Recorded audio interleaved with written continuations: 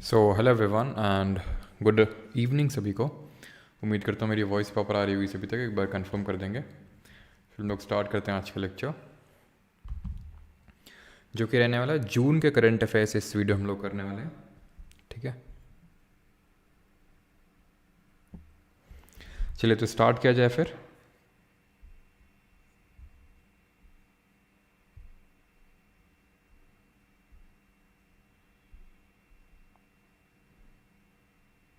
हाँ जी, good evening सभी को।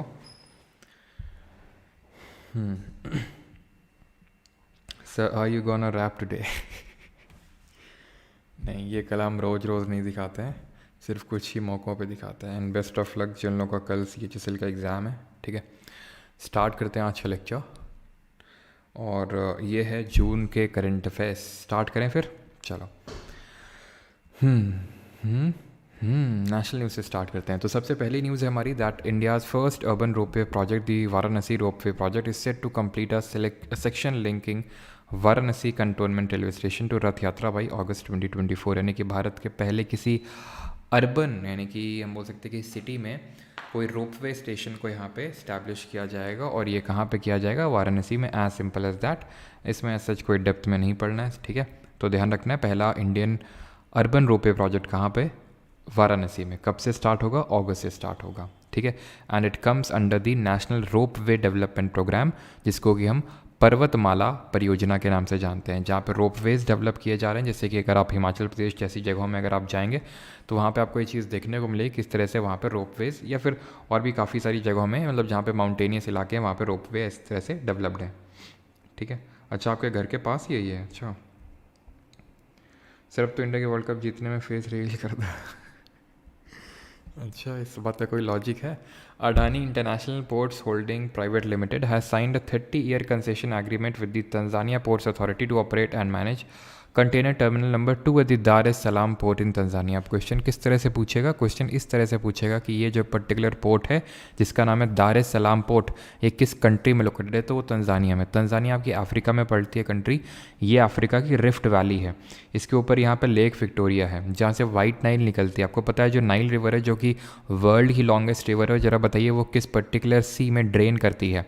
ऑप्शन है आपके, दो ऑप्शन है, ठीक है। मेडिटेरेनियन सी या फिर रेड सी या फिर इंडियन ओशन में ड्रेन कर जाती है, बताइए। तो यहाँ से जो आपकी जैसे हमारी गंगा है वो भागीरथी और अलकनंदा से मिलकर गंगा बनती है। कहाँ पे दोनों मिलती हैं, जरा कमेंट में भी बताइए। तो इसी तरह से ब्लू नाइल वाइट लाइन मिलती हैं एंड दोनों ये ड्रेन करती हैं जाके मेडिटेरेनियन सी में।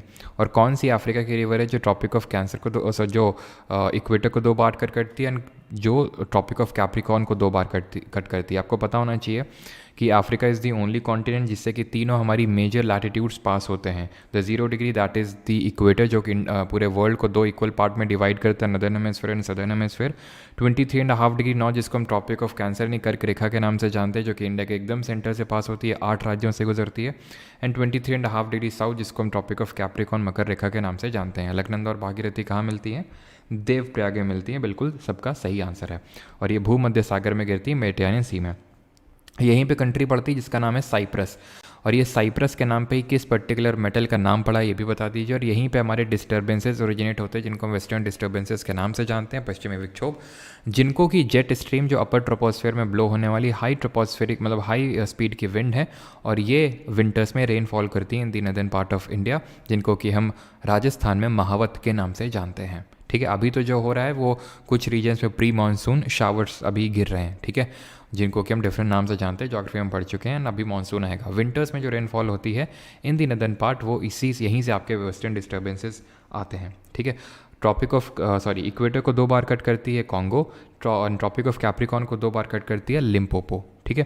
तो ये दोनों नदियों के नाम याद रखने। कॉन्गो इक्वेटर को 2 बार कट करती है, लिम्पोपो ट्रॉपिक ऑफ कैप्रिकॉर्न को। माही रिवर जो इंडिया की है वो ट्रॉपिक ऑफ कैंसर को 2 बार कट करती है। यहाँ पे जो रेनफॉल होती है विंटर्स में, ये होती है नॉर्थ ईस्ट मानसून की वजह से। तो आपको बताना चाहिए रिट्रीटिंग मानसून जो लौटता हुआ मानसून है उसकी वजह से।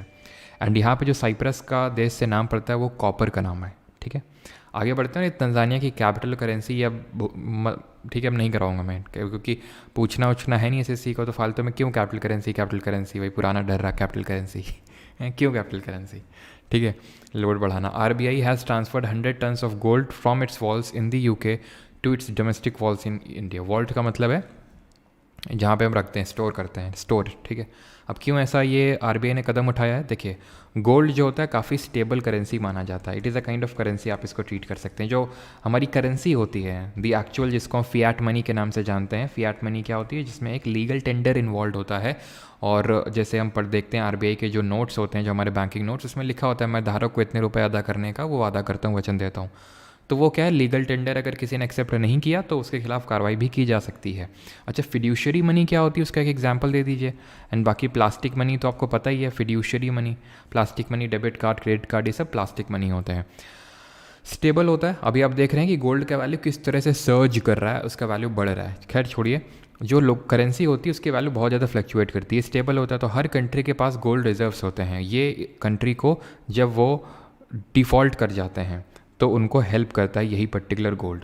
जैसे कि ये हमारा जो गोल्ड है, ये हमारे पास कुछ इंडिया के में रखा हुआ है, कुछ फॉरेन कंट्रीज़ जैसे कि यूके में रखा हुआ है, कुछ बैंक ऑफ इंटरनेशनल सेटलमेंट के पास है, और कुछ आईएमएफ के पास है। अभी हमने इस तरह विदेशों में हमने क्यों इसको डाल रखा है पैसे, अपने ही गोल्ड को? रीज़न उसका ये है कि पहले बात थोड़ा सेफ्टी, बट मोर इम्पॉर्टेंटली ये है कि वहाँ पर ज़्यादा लिक्विडिटी ऑफर की जाती है गोल्ड के लिए। लिक्विडिटी मतलब मान लो फाइनेंशियल क्राइसिस हो गई इंडिया में 1990 जैसे, भगवान न करे, तो बेल आउट होता है। बेल आउट आपने सुना होगा, आईएमएफ ने बेल आउट किया, हमें बेल आउट किया था 1991 में। बेल आउट का मतलब होता है पैसा देना। तो एक्चुअल में लिक्विडिटी का मतलब आप जानते हैं, इकोनॉमिक्स मैंने आपको पढ़ाया है कि कितनी जल्दी वो कैश में कन्वर्ट हो सकता है। Cash is the most liquid. उसके बाद ये चेक वगैरह आते हैं, सारी चीज़ें। जैसे हम पढ़ते हैं, ज़रा बताइए, जो डिमांड डिपॉजिट होते हैं और जो टर्म डिपॉजिट, जिनको हम टाइम डिपॉजिट के नाम से जानते हैं, कौन इन दोनों में से ज़्यादा लिक्विड होता है? फिड्यूशरी मनी की जब हम बात करते हैं तो चेक होता है वो फिड्यूशरी मनी होता है, बिकॉज दो पार्टीज़ के बीच में कॉमन सहमति होनी चाहिए, तभी ये काम करेगी करेंसी, एक टाइप ऑफ, ठीक है। तो इसलिए हम बाहर स्टोर करते हैं, और 100 टर्न्स ऑफ गोल्ड हमने अभी वापस लाया है। आईएमएफ के रिजर्व्स में अगर हम बात करें, जो हमारी इंटरनेशनल मॉनेटरी फंड होता है, जरा बताइए कब स्टैब्लिश हुआ था, किस पर्टिकुलर कॉन्फ्रेंस के साथ, और इसके साथ एक कौन सा ऑर्गेनाइजेशन और स्टैब्लिश हुआ था? एक्चुअल में 3 ऑर्गेनाइजेशन सेटअप हुए थे इन द ईयर 1944। कौन सी कॉन्फ्रेंस हुई थी? दी ब्रेटन वुड्स कॉन्फ्रेंस, यूएस में हुई थी, ब्रेटन वुड्स कॉन्फ्रेंस। और इस पर्टिकुलर कॉन्फ्रेंस में आईएमएफ, इसका ट्विन ऑर्गेनाइजेशन वर्ल्ड बैंक और इंटरनेशनल ट्रेड ऑर्गेनाइजेशन बना था। ये बाद में फेल हो गया था और बाद में यही जाके वर्ल्ड ट्रेड ऑर्गेनाइजेशन बनता है। लेकिन ये बाद में बनता, इसके बाद बनता है गट। गट का मतलब है general agreement on trade and tariff. यही बाद में जाके वर्ल्ड ट्रेड ऑर्गेनाइजेशन बनता है। वर्ल्ड बैंक को हम पहले IBRD, international bank for reconstruction and development के नाम से भी जानते हैं। ये चीज़ को ध्यान रखेंगे आप। और डिमांड डिपॉजिट और टाइम डिपॉजिट में demand deposit are more liquid, क्योंकि जल्दी से कैश में कन्वर्ट हो जाते हैं। एटीएम में गए, एटीएम कार्ड डाला, पिन डाला और पैसा निकाल लिया। टाइम डिपॉजिट में क्या आते हैं? एफडी, आरडी यानी फिक्स डिपॉजिट, रिकरिंग डिपॉजिट। तो ये इतनी जल्दी से कैश में कन्वर्ट नहीं होते हैं, आपको ही पता है। फॉर्म वगैरह भरना पड़ेगा, पेनल्टी लगेगी अगर आप मेच्योरिटी से पहले निकाल रहे हैं तो, ठीक है। तो ये चीज़ है, एंड आप इंडिया में इसको स्टोर करेगा। और थोड़े से और भी थ्रेट्स होते हैं। अब क्यों इंडिया वापस ला रहा है? क्योंकि भाई इसमें कुछ हमें इंटरेस्ट रेट भी देना पड़ता है, फ्री में तो कोई स्टोर करेगा नहीं, तो वो इंटरेस्ट रेट एक तो भरो। ऊपर से मान लो कि हमारे कुछ रिलेशंस ठीक ना हुए, कभी यूके के साथ बिगड़ गए, जैसे कुछ, अब रशिया का आप समझ लो, रशिया का $200 बिलियन का गोल्ड फंसा हुआ है विदेशों में। क्योंकि आपको पता है रशिया और वर्सेस पूरा वेस्ट चल रहा है, जिसमें यूरोप की काफ़ी सारी कंट्री, यूएसए सब हैं। तो ये लोग सीज़ कर दिए $200 बिलियन। ऐसे अफ़गानिस्तान वगैरह जो कंट्रीज़ हैं, इनका भी सीज़ हुआ पड़ा है वहाँ पे, ठीक है। तो इनका भी ऐसे, भगवान न करे, मतलब इंडिया के साथ भी ऐसे कुछ रिलेशंस ख़राब हुए किसी कंट्री के साथ, तो उस टाइम के लिए फिर हमने इसको यहाँ पे वो कर रखा है। और हाँ, आईएमएफ के यहाँ पे मैं आपको बता रहा था, मैं वहाँ पे चला गया बैक स्टोरी में। बट आईएमएफ के पास क्या रिजर्व्स होते हैं हमारे? तो एक तो होता है, देखो, मतलब किसी कंट्री के रिजर्व्स किस किस चीज़ से कॉन्स्टिट्यूट होते हैं। तो एक तो होता है फॉरेन करेंसी एसेट्स। तो जो हम एक्सपोर्ट करते हैं तो हमें फॉरेन करेंसी मिलती है। जैसे मान लो हमने कुवैत को एक्सपोर्ट किया तो दिनार मिलेगा, यूएस को एक्सपोर्ट किया तो वहाँ का डॉलर, ऑस्ट्रेलिया को एक्सपोर्ट किया तो वहाँ का डॉलर, अर्जेंटीना को एक्सपोर्ट किया तो वहाँ का पीसो मिलेगा। तो वहाँ की करेंसी मिलती है। तो जैसे मान लो हमें उनसे इंपोर्ट करना पड़ा तो हम उसको पे कर देते हैं, तो that are foreign currency assets हो जाते हैं। देन होता है हमारा एक रिजर्व रैंक पोजीशन, जो कि हमें मेंटेन करना पड़ता है आईएमएफ में। एसडीआर स्पेशल ड्राइंग राइट्स होते हैं, जो कि 5 करेंसी का एक तरह का वेटेड एवरेज होता है। ये करेंसी नहीं होती अपने आप में, लेकिन हाँ एज अ स्टोर वैल्यू होती है आईएमएफ के पास ही। और चौथी चीज़ होती है गोल्ड। इन चीज़ों से मिलकर किसी कंट्री का एक तरह से फॉरेक्स रिजर्व बनता है। फॉरेक्स रिजर्व किसी कंट्री का इन 4 चीज़ों से मिलकर ही बनता है। रुचिरा कंबोज, जो कि एक इंडिया की टॉप डिप्लोमेट है at the United nation, 4 decade यानी 40 साल के बाद ये अब रिटायर हो रही हैं, ठीक है, as simple as that.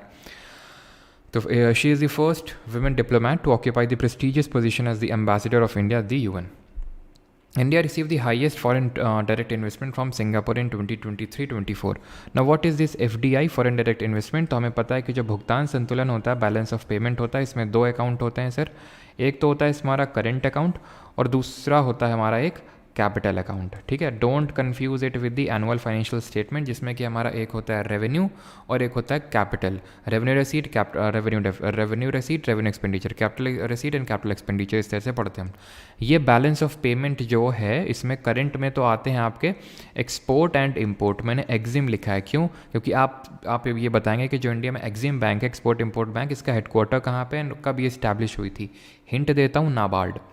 Capital की अगर हम बात करें यहाँ पे कैपिटल अकाउंट की, तो इसमें मतलब एक्सपोर्ट इम्पोर्ट आता है, जो export of and import of goods and services. Capital में ही हमारा इन्वेस्टमेंट आता है, इन्वेस्टमेंट. और रेमिटेंसेस किस में आते हैं? रेमिटेंस आपका आएगा करंट में. रेमिटेंस क्या होता है? जो भारत के बाहर जो भारतीय रह रहे हैं, जो इंडिया में पैसा भेजते हैं, उसको रेमिटेंस बोलते हैं. Same goes with the other countries also. जो बाकी देशों के लोग बाहर रह रहे हैं, वो अपने जो घर में पैसा भेजते हैं देश में, उसको रेमिटेंस बोलते हैं. इंडिया रेमिटेंस रिसीव करने में नंबर 1 पे आता है, सेकंड नंबर पे मेक्सिको आता है. सबसे ज़्यादा रेमिटेंस हम रिसीव करते हैं यूएसए से. लेकिन यहाँ बात हो रही है एफडीआई की. इन्वेस्टमेंट दो तरह का होता है. एक स्टेबल इन्वेस्टमेंट होता है जिसको FDI, that is foreign direct investment बोलते हैं, और दूसरा होता है हमारा काइंड ऑफ थोड़ा सा अनस्टेबल होता है, जिसको हम FPI, that is foreign portfolio investment के नाम से जानते हैं. तो ये एफडीआई के मामले में इंडिया अभी ध्यान रखिएगा 15 नंबर पे आता है, फर्स्ट पे नहीं आता. अभी हम देखेंगे, यूएनएक्टैड की रिपोर्ट अभी आई है. ठीक है, तो सिंगापुर से सबसे ज़्यादा हमें एफडीआई देखने को मिलता है. और जो अभी मैंने एग्जिम के बारे में पूछा है, ये स्टैब्लिश हुआ था, नाबार्ड कब स्टैब्लिश हुआ था? 12 जुलाई 1982 को, 1982 को. ये भी 1982 को स्टैब्लिश हुआ था. मुंबई में इसका हेडक्वार्टर आपको देखने को मिलेगा, एक्सपोर्ट इम्पोर्ट बैंक का. और नाबार्ड किस कमेटी के रिकमेंडेशन पे स्टैब्लिश हुआ था? बी शिवरमन कमेटी के रिकमेंडेशंस पे. Now, environmentalists Jayadhar Gupta and Vijay Dhasmana have established India's first biosphere is within a tiger reserve named as Rajaji Raghati Biosphere. अब आपको पता होना चाहिए कि जो राजाजी नेशनल पार्क है वो कहाँ पे लोकेटेड है? उत्तराखंड में लोकेटेड है. तो उसी के अंदर ही राजाजी राघाटी बायोस्फीयर को कंस्ट्रक्ट किया गया है. नाम याद रखिएगा, जयधर गुप्ता और विजय धसमाना. और क्योंकि अभी न्यूज़ में है ये, तो पूछ सकता है कि राजाजी नेशनल पार्क कहाँ पे है.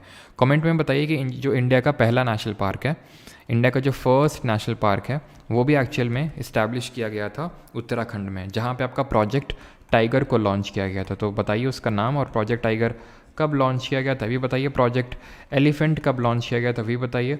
और यहीं पे आपको देखने को मिलेगा क्या? Valley of flowers national park. Silent valley कहाँ पे पड़ता है? वो केरल में. ये है valley of flowers national park. First national park है हमारा जिम कॉर्बेट. कब स्टैब्लिश हुआ था? पहले ये हेलीज नेशनल पार्क के नाम से जाना जाता था, और अभी ये है जिम कॉर्बेट. 1936 में इसको स्टैब्लिश किया गया था.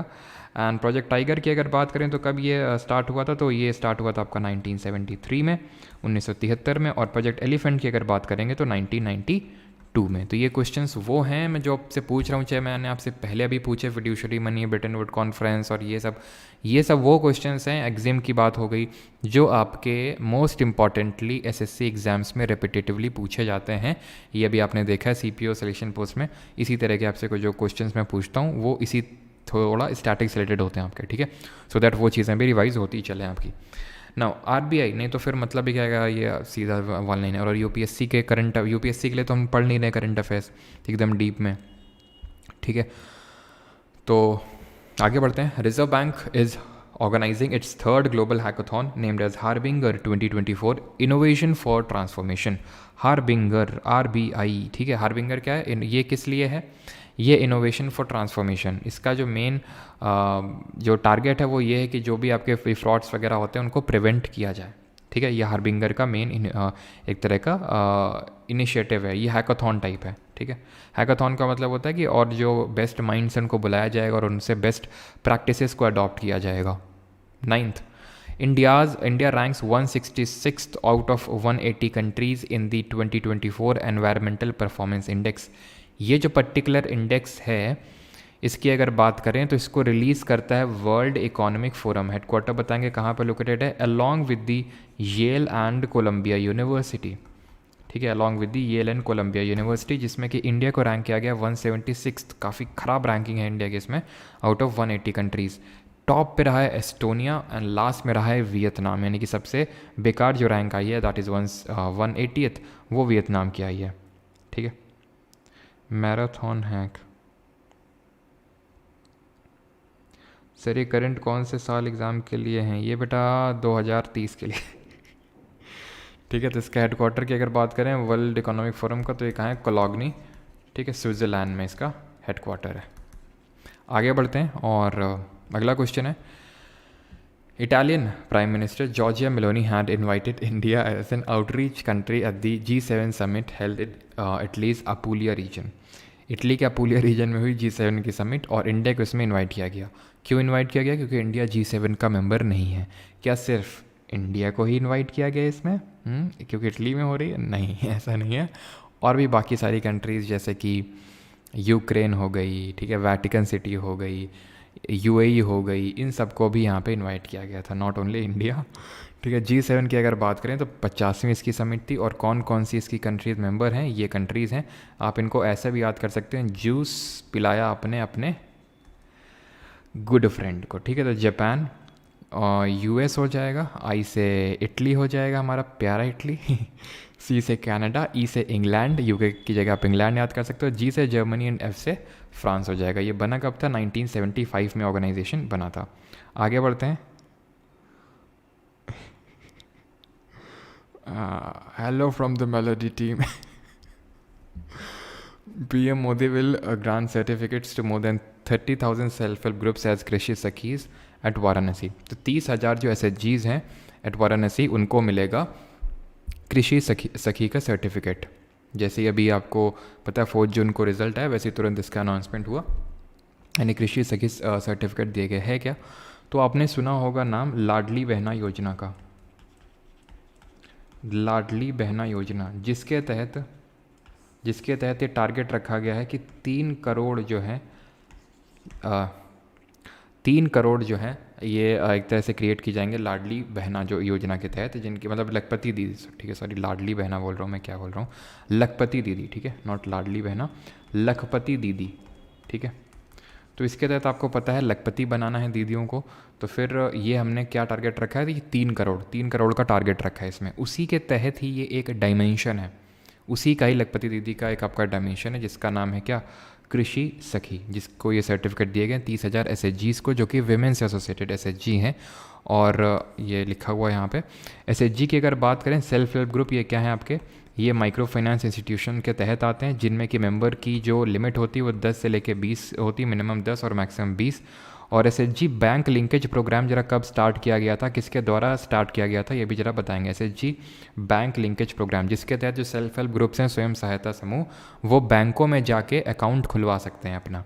SHG की अगर बात करें, भारत में पहला था सेवा, ये भी SSC में रिपीटेटिवली क्वेश्चन पूछा जाता है।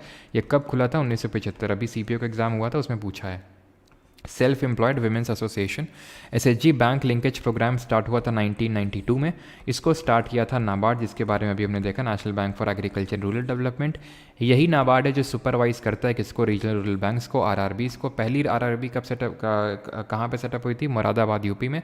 और कब सेटअप हुई थी आप जरा बताएंगे। और RRB में अगर हम बात करें तो 50% शेयर किसका होता है? 50% होल्डिंग सेंट्रल गवर्नमेंट की होती है, 15% स्टेट गवर्नमेंट की होती है और बाकी की 35% स्टेट गवर्नमेंट की होती है। ठीक है, और इसको हमने नरसिम्हम जो कमेटी है उसके रिकमेंडेशन पे RRB को, रीजनल रूरल बैंक को सेटअप किया गया था। पहली RRB थी प्रथम ग्रामीण बैंक। क्लियर? आगे बढ़ते हैं।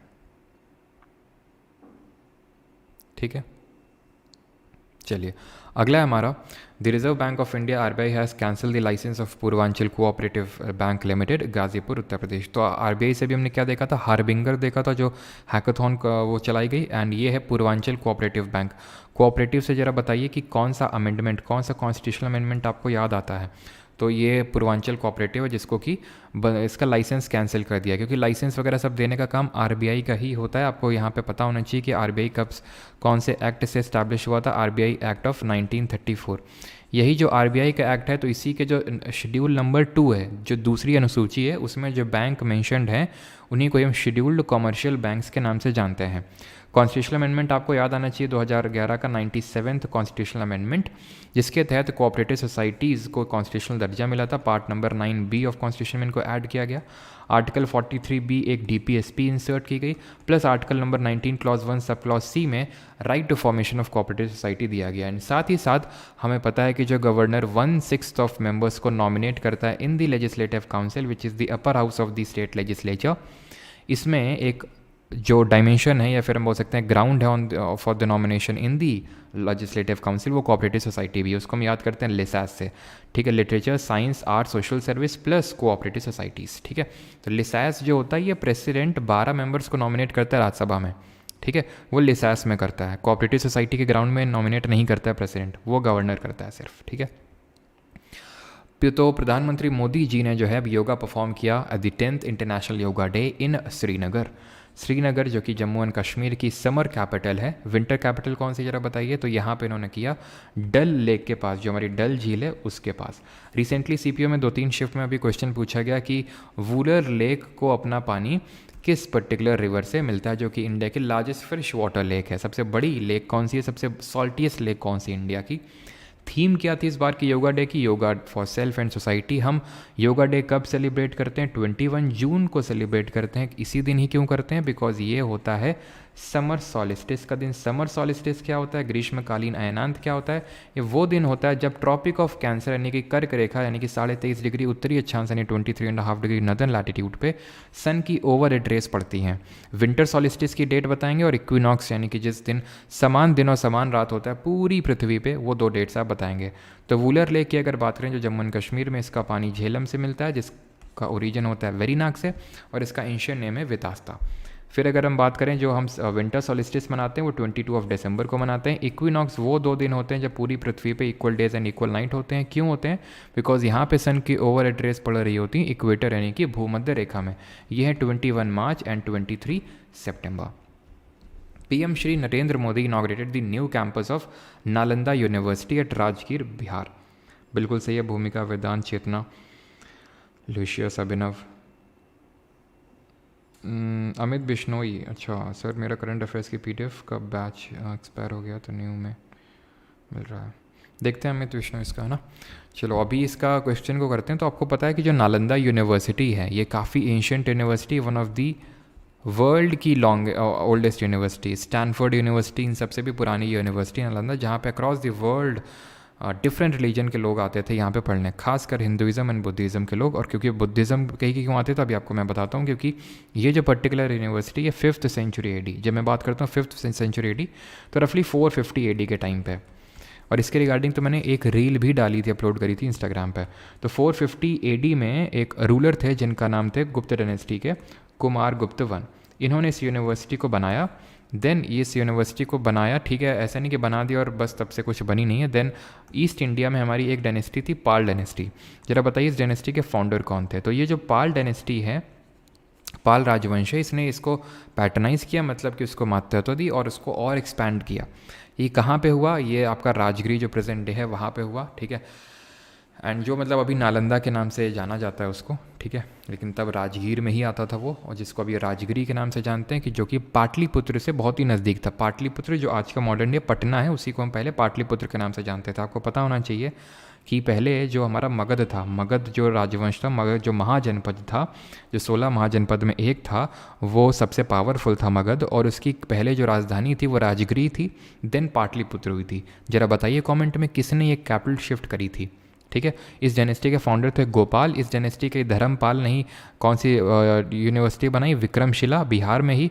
और इसी डायनेस्टी के जो गोपाल जी हैं, जो फाउंडर हैं, उन्होंने ही ओदांतपुरी यूनिवर्सिटी का निर्माण करवाया। देन 1193 AD के टाइम पे, 1193 ईस्वी में एक रूलर था जिसका नाम था, या फिर एक गुलाम था जिसका नाम था बख्तियार खिलजी। अब 1193 के आसपास कोई 2-3 इंपॉर्टेंट बैटल हुए थे, अगर आप बता सकें तो। बख्तियार खिलजी, ये अलाउद्दीन वाला खिलजी नहीं है, ध्यान रखना, ना ही उसके लीनियज से इसका कोई लेना देना है। ये मोहम्मद गौरी का एक गुलाम था जैसे कुतुबुद्दीन ऐबक एक गुलाम था, वैसे मोहम्मद गौरी का ये भी एक गुलाम था जिसको यहाँ पे छोड़ गया था ईस्टर्न साइड में, ये मोहम्मद गौरी। और इस बख्तियार खिलजी ने इस नालंदा यूनिवर्सिटी को जला दिया। 3 महीने चली इस आगे पूरी यूनिवर्सिटी में लगभग 9 मिलियन मैन्युस्क्रिप्ट्स, मतलब 90 लाख बुक्स जो हैं जल के राख हो गई। और पूरी सारा जो इतना सालों का knowledge regarding the medicine, astronomy, mathematics, ये सब जल के राख हो गया। आर्यभट्ट यहीं इसी यूनिवर्सिटी में पढ़े थे, इसी यूनिवर्सिटी में पढ़ाते भी थे। 1190s के टाइम पे कुछ इंपॉर्टेंट बैटल हुए थे। 1191 में फर्स्ट बैटल ऑफ तराइन, 1192 में सेकंड बैटल ऑफ तराइन। जो पहला बैटल ऑफ तराइन है वो Mohammad Ghori versus Prithviraj the third, जिनको हम पृथ्वीराज चौहान के नाम से जानते हैं, उनके बीच में हुआ। Prithviraj the third won. और इसमें कौन जीता? 1192 में इसमें गौरी जीता। देन 1193 में हमें पता है बैटल ऑफ चंदावर में राजा जयचंद को हराया था, जो गढ़वाल राजपूत थे, है ना, जिनको माना जाता है इन्होंने इनवाइट किया था मोहम्मद गौरी को पृथ्वीराज चौहान पे अटैक करने के लिए, क्योंकि उनकी जो बेटी है संयोगिता वो उनके साथ भाग गई थी, ठीक है, इसलिए। तो 1193 में do not confuse it with the battle of Chanderi. Chanderi हुआ था आपका 1528 में between the Babur and the Medini Rai. ये आपको कन्फ्यूजन नहीं क्रिएट करना है। तो उसी जो पहले एंशियंट हमारी यूनिवर्सिटी से थी, उसी के 10 किलोमीटर पास में ही इस यूनिवर्सिटी को राजगीर में डेवलप किया गया है। राजगीर अब प्रेजेंट डे में इसको हम जानते हैं, और ये आपको पता होना चाहिए इसके थोड़ा सा हिस्ट्री के बारे में जो मैंने आपको यहाँ पे बताया है, ठीक है। आगे बढ़ते हैं, ठीक है। और ज़रा बुक बताइए जो संयोगिता से रिलेटेड है और वो किसने लिखी थी। The Calcutta high court has directed the west Bengal government to ensure 1% reservation for all transgender persons in public employment in the state in accordance with the supreme court's NALSA, that is national legal service authority guidelines. तो बस ध्यान रखना है कि इस particular high court ने कहा है, कैलकाटा हाई कोर्ट, जो कि आपको पता होना चाहिए is the oldest high court. आपको पता होना चाहिए कि हमारा 1773 का एक रेगुलेटिंग एक्ट आया था। उस पर्टिकुलर रेगुलेटिंग एक्ट ने क्या बोला था कि there should be a supreme court at Calcutta, एक सुप्रीम कोर्ट सेटअप होना चाहिए, ठीक है, हाई कोर्ट नहीं था वो। और ये जो कैलकाटा हाई कोर्ट है, it is the oldest high court of our country, ठीक है। तो ये लगभग आपके अगर मैं बात करूँ तो 1862 के टाइम पे ये बना था, ठीक है, जो हमारा ये कैलकाटा हाई कोर्ट। और इसी के टाइम पे ही बॉम्बे और मद्रास भी बने थे, सेम ईयर में बॉम्बे और मद्रास, लेकिन इसकी नींव पहले रखी गई थी। बॉम्बे और मद्रास के जो हाई कोर्ट हैं, क्योंकि आपको पता है ये 3 ही मेन गढ़ थे, ठीक है, बॉम्बे, मद्रास एंड बंगाल, ठीक। कांग्रेस के Suresh will be named as the protem speaker. अभी प्रोटेम स्पीकर के बारे में पढ़ेंगे, बहुत इंपॉर्टेंट है, पूछा जा सकता है आपसे। चंद्र बरदाई, बिल्कुल पृथ्वीराज रासो लिखी गई थी किताब बाई दी चंद्र बरदाई, जिसमें कि संयोगिता के बारे में बताया गया था ना, लव स्टोरी के बारे में। Now what is protem speaker? देखिए article number 75 sub clause 3, article 75 clause 3। अब यहाँ क्लॉज 1 और 2 नहीं डिस्कस करो, नहीं फालतू में लंबा हो जाएगा, ठीक है। करंट अफेयर्स और थोड़ा मतलब एक स्टेप बस आगे जाते हैं, बहुत ज़्यादा नहीं डीप डाउन करते हैं उसमें। 75 क्लॉज 3 बोलता है कि जो ओथ है, इन लोगों को ओथ है जो न्यूली अपॉइंटेड ये सब हैं, ठीक है, तो मेंबर ऑफ पार्लियामेंट, तो इनको ओथ दिलाएगा कौन? प्रेसिडेंट, राष्ट्रपति दिलाता है ओथ। हमने देखा था राष्ट्रपति ने शपथ दिलाई। अब ये तो ठीक है, मिनिस्टर्स को ओथ दिलाता है प्रेसिडेंट। बाकी जो मेंबर्स हैं उनको कौन ओथ दिलाएगा? तो उनको या तो प्रेसिडेंट या तो उसके द्वारा अपॉइंट किया गया कोई एक बंदा ओथ दिलाता है शपथ। और ये जो है ये दिलाता है, ये काम करता है प्रोटेम स्पीकर, ठीक है। प्रोटेम स्पीकर इसको बोलते हैं। ये कॉन्स्टिट्यूशन में ऐसा मेंशन नहीं है। प्रेसिडेंट इसको नॉमिनेट, मतलब एक तरह से हम बोल सकते हैं अपॉइंट करता है।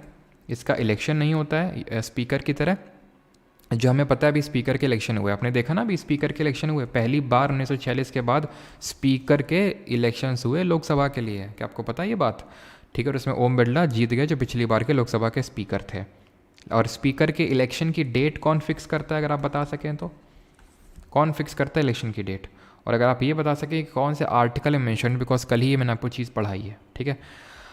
तो प्रोटेम स्पीकर जो होता है टेम्प्रेरी स्पीकर होता है यूजुअली, ठीक है, टेम्प्रेरी स्पीकर होता है, मतलब यूजुअली क्या, वो तो होता ही टेम्प्रेरी होता है, नहीं कि बस इसका काम होता है कि जो न्यूली अपॉइंटेड हमारे मेंबर ऑफ पार्लियामेंट है उनको ओथ दिला देगा, शपथ दिला देगा। जैसे ही शपथ उनको मिल जाएगी तो वैसे ही जो हाउस है, दैट इज़ लोकसभा, ये इलेक्ट कर लेंगे अपना नया स्पीकर। इसके लिए इलेक्शन होता है और इसके इलेक्शन की डेट फिक्स करता है प्रेसिडेंट, ठीक है। Sir my friend is having SSB next month, can you suggest something? Next month he SSB है, अच्छा। अब यहाँ पे मैं ऐसे कैसे सजेस्ट कर सकता हूँ?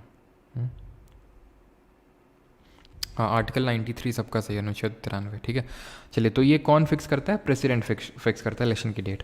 और जो डेप्यूटी स्पीकर है, डेप्यूटी स्पीकर, इसके इलेक्शन की डेट स्पीकर फिक्स करता है। स्पीकर किसको रेजिग्नेशन देता है अपना? डेप्यूटी स्पीकर को। डेप्यूटी स्पीकर किसको देता है? स्पीकर को। जिस तरह प्रेसिडेंट वाइस प्रेसिडेंट को अपना रेजिग्नेशन देता है और वाइस प्रेसिडेंट प्रेसिडेंट को देता है, ठीक है। India has been ranked 63rd out of 120 countries in the World Economic Forum's Energy Transition Index with a score of 55.3। तो ध्यान रखना है, वर्ल्ड इकोनॉमिक फोरम जिसके बारे में अभी मैंने देखा था, एनवायरमेंटल परफॉर्मेंस इंडेक्स रिलीज़ किया था येल और कोलंबिया यूनिवर्सिटी के साथ मिलकर, उसी वर्ल्ड इकोनॉमिक फोरम ने एनर्जी ट्रांजिशन इंडेक्स को रिलीज़ किया है with the score of 55.3। Rank of India last year थी 67th, इस बार अगर हम देखें 63rd है, पिछले साल 67 थी। इंडेक्स को टॉप किया स्वीडन ने और चाइना की रैंक है इसमें 17। कभी कभी बाकी कंट्रीज़ की भी पूछ लेते, तो टॉप किसने किया, इंडिया की क्या रैंक थी, क्या स्कोर था, ये थोड़ा पता होना चाहिए। यूनियन कैबिनेट ने अप्रूव कर दिया कंस्ट्रक्शन ऑफ 76,220 करोड़ का all with greenfield deep draft major port in Vadhavan. अब ये मेजर पोर्ट है, what does this mean? That means कि सेंट्रल गवर्नमेंट इसको कंट्रोल करने वाली है। This is greenfield port, what does it mean कि इसको एकदम स्क्रैच से डेवलप किया जाएगा। यहाँ पे कोई पहले पोर्ट की सुविधा उपलब्ध नहीं थी, ना तो यहाँ पे ना तो इसके आसपास। इसका मतलब होता है ग्रीनफील्ड सिर्फ पोर्ट से नहीं, किसी भी प्रोजेक्ट से एसोसिएटेड होता है। ग्रीनफील्ड एयरपोर्ट भी होते हैं जहाँ पे एयरपोर्ट की कोई फैसिलिटी अभी तक नहीं थी, तो एकदम स्क्रैच से डेवलप करना, that is called as greenfield project. और ये वाधवान में डेवलप होगा। महाराष्ट्र में पहले ही आपको पता है कि 2 मेजर पोर्ट्स हैं, और 2 मेजर पोर्ट का नाम क्या है ज़रा बताइए कमेंट सेक्शन में। एक तो है हमारा मुंबई पोर्ट और दूसरा है JNPT, that is Jawaharlal Nehru port trust, जिसको हम नावा शेवा पोर्ट के नाम से जानते हैं, ठीक।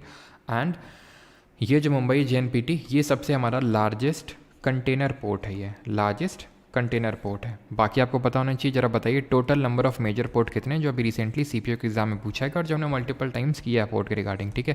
एंड ये भी बता दीजिए कि डीपेस्ट लैंड लॉक्ड पोर्ट कहाँ पे है। मैं सारे यहाँ पे 13 मेजर पोर्ट पे नहीं जा रहा हूँ, नहीं तो फालतू में लंबी होगी class. Union cabinet approved rupees this much crore, and that is 2,869 crore proposal for the expansion of Lal Bahadur Shastri international airport at the Varanasi.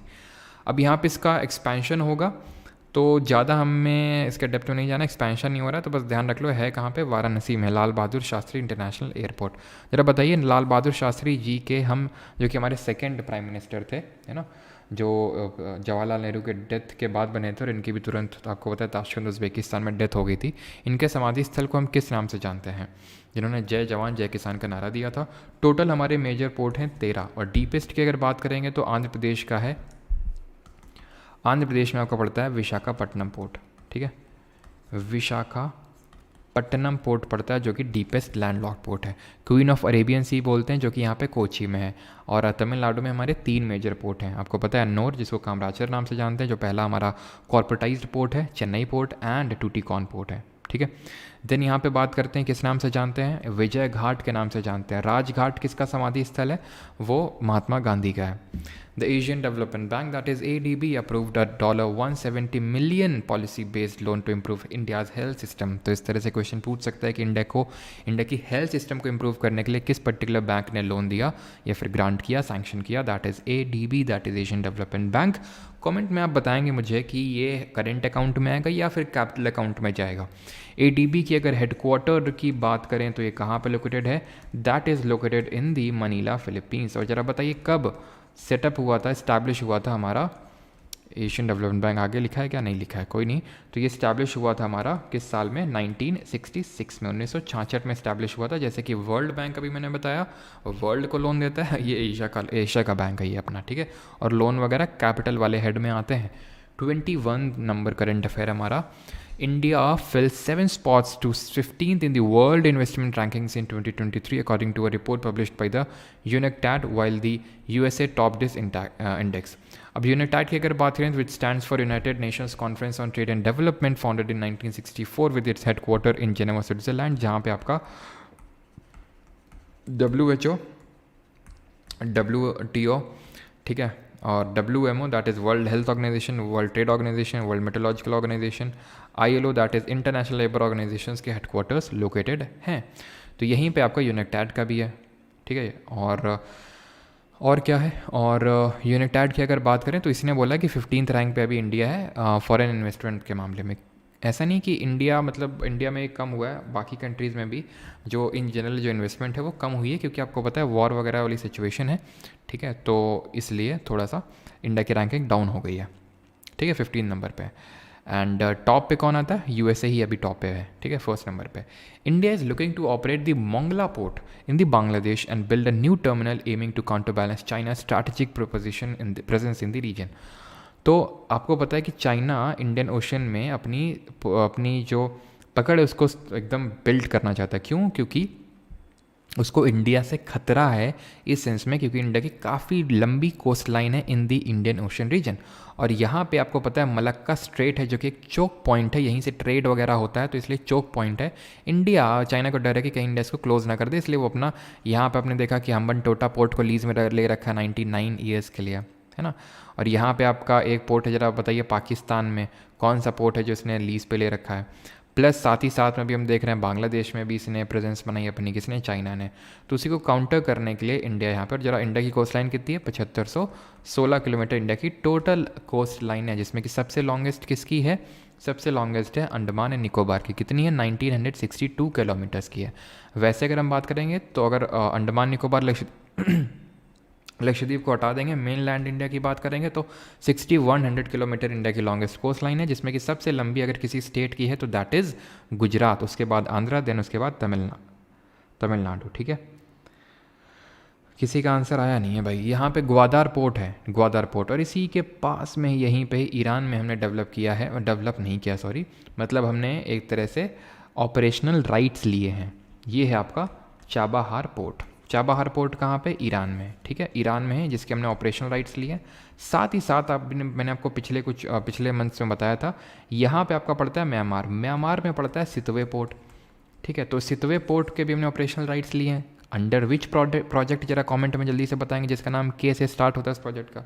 तो अब हम बांग्लादेश में भी इस पर्टिकुलर पोर्ट के ऑपरेशनल राइट्स लेना चाहते हैं। अभी शेख हसीना जी, प्राइम मिनिस्टर शेख हसीना जो बांग्लादेश की है, तो वो उन्होंने विजिट किया था और उस समय ये चीज़ डिस्कशन हुआ।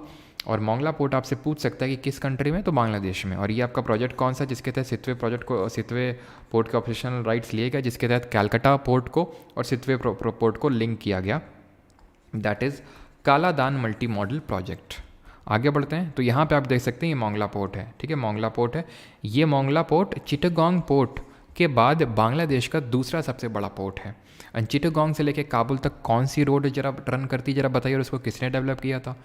ECI, that is Election Commission of India, has announced a 65.79% voter turnout in the just concluded Lok Sabha elections compared to the 67.4% in the 2019. That means कि ड्रॉप हुआ है इस बार वोटर टर्नआउट। वोटिंग के लिए minimum age कितनी है और उस एज को कब रिड्यूस किया गया था, कौन से अमेंडमेंट से, ये बताइए। इलेक्शन कमीशन ऑफ इंडिया किस पार्ट में आता है एंड इसके कॉम्पोजिशन के बारे में बताइए, कौन से आर्टिकल से कौन से आर्टिकल के बारे में दिया है, कब ये इस्टेब्लिश हुआ था, कब ये मल्टी मेंबर्ड बॉडी बना था, ये सारी चीज़ें। और चिटागोंग से काबुल तक GT रोड रन करती है, ग्रैंड ट्रंक रोड, जिसको शेर शाह सूरी ने बनवाया था। और शेर शाह सूरी मार्ग हम बोलते हैं नेशनल हाईवे नंबर 1 को। मिनिमम एज है वोटिंग के लिए 18, पहले होती थी 21, इसको डिक्रीज़ किया गया by the 61st constitutional amendment of 1988 जो इन्फोर्स हुआ था 1989 में। That is why in the year 1989 election commission of India became a multi membered body. मैं हर बार इस चीज़ को रिपीट करता हूँ। पार्ट नंबर कौन सा पार्ट है? पार्ट नंबर यहाँ पे है 15 ऑफ द कॉन्स्टिट्यूशन। 14 में क्या है? Public service commission. 14A में क्या है? ट्राइब्यूनल्स हैं। और इसमें किस आर्टिकल से लेके किस आर्टिकल के बीच में दिया हुआ है? तो 315 से 323 पार्ट 14, 323A और B पार्ट 14A, और ये है 324 से लेके 329 के बीच में ये दिया हुआ है। कॉम्पोजिशन की अगर बात करें तो 1+2 होता है, एक चीफ इलेक्शन कमिश्नर होता है, 2 हमारे कौन होते हैं? 2 अदर इलेक्शन कमिश्नर होते हैं। अभी चीफ इलेक्शन कमिश्नर कौन है? राजीव कुमार जी हैं। और 2 अदर इलेक्शन कमिश्नर कौन है? एक तो ज्ञानेश कुमार जी हैं और दूसरे सुखबिंदर सिंह संधू जी हैं। ये कब स्टैब्लिश हुआ था, कब फॉर्म हुआ था? तो ये फॉर्म हुआ था जस्ट हमारे जिस दिन हम रिपब्लिक डे सेलिब्रेट करते हैं उससे एक दिन पहले सेटअप हुआ था, 25 जनवरी 1950 को, 1950 को। Lakshadweep recorded the highest voter turnout at 84%। और लक्षद्वीप हमें पता है it is the UT with the highest literacy rate. Which UT has the lowest literacy rate? UT with the highest literacy rate state कौन सा है? केरल है, 94% literacy rate according to 2011 census.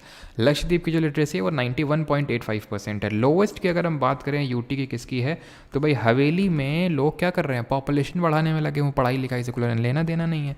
तो दादरा नगर हवेली की सबसे लोवेस्ट यहाँ पे हो जाएगी क्या, लिटरेसी रेट। और यहाँ पे असम सेकंड नंबर पे रहा। बिहार में सबसे कम वोटर टर्नआउट रहा, दैट इज़ 56.19%।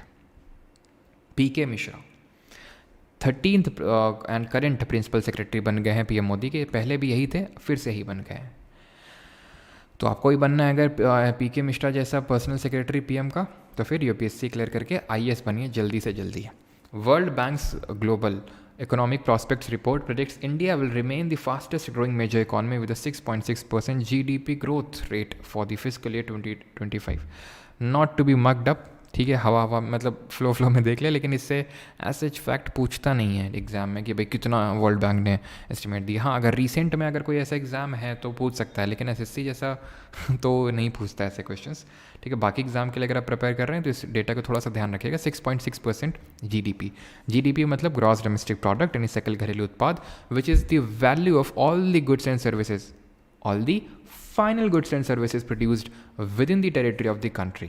फाइनल मैंने क्यों बोला, बिकॉज इंटरमीडिएट गुड्स की यहाँ पे इंक्लूड नहीं की जाती वैल्यू। क्यों नहीं की जाती है जरा बताइए कमेंट में।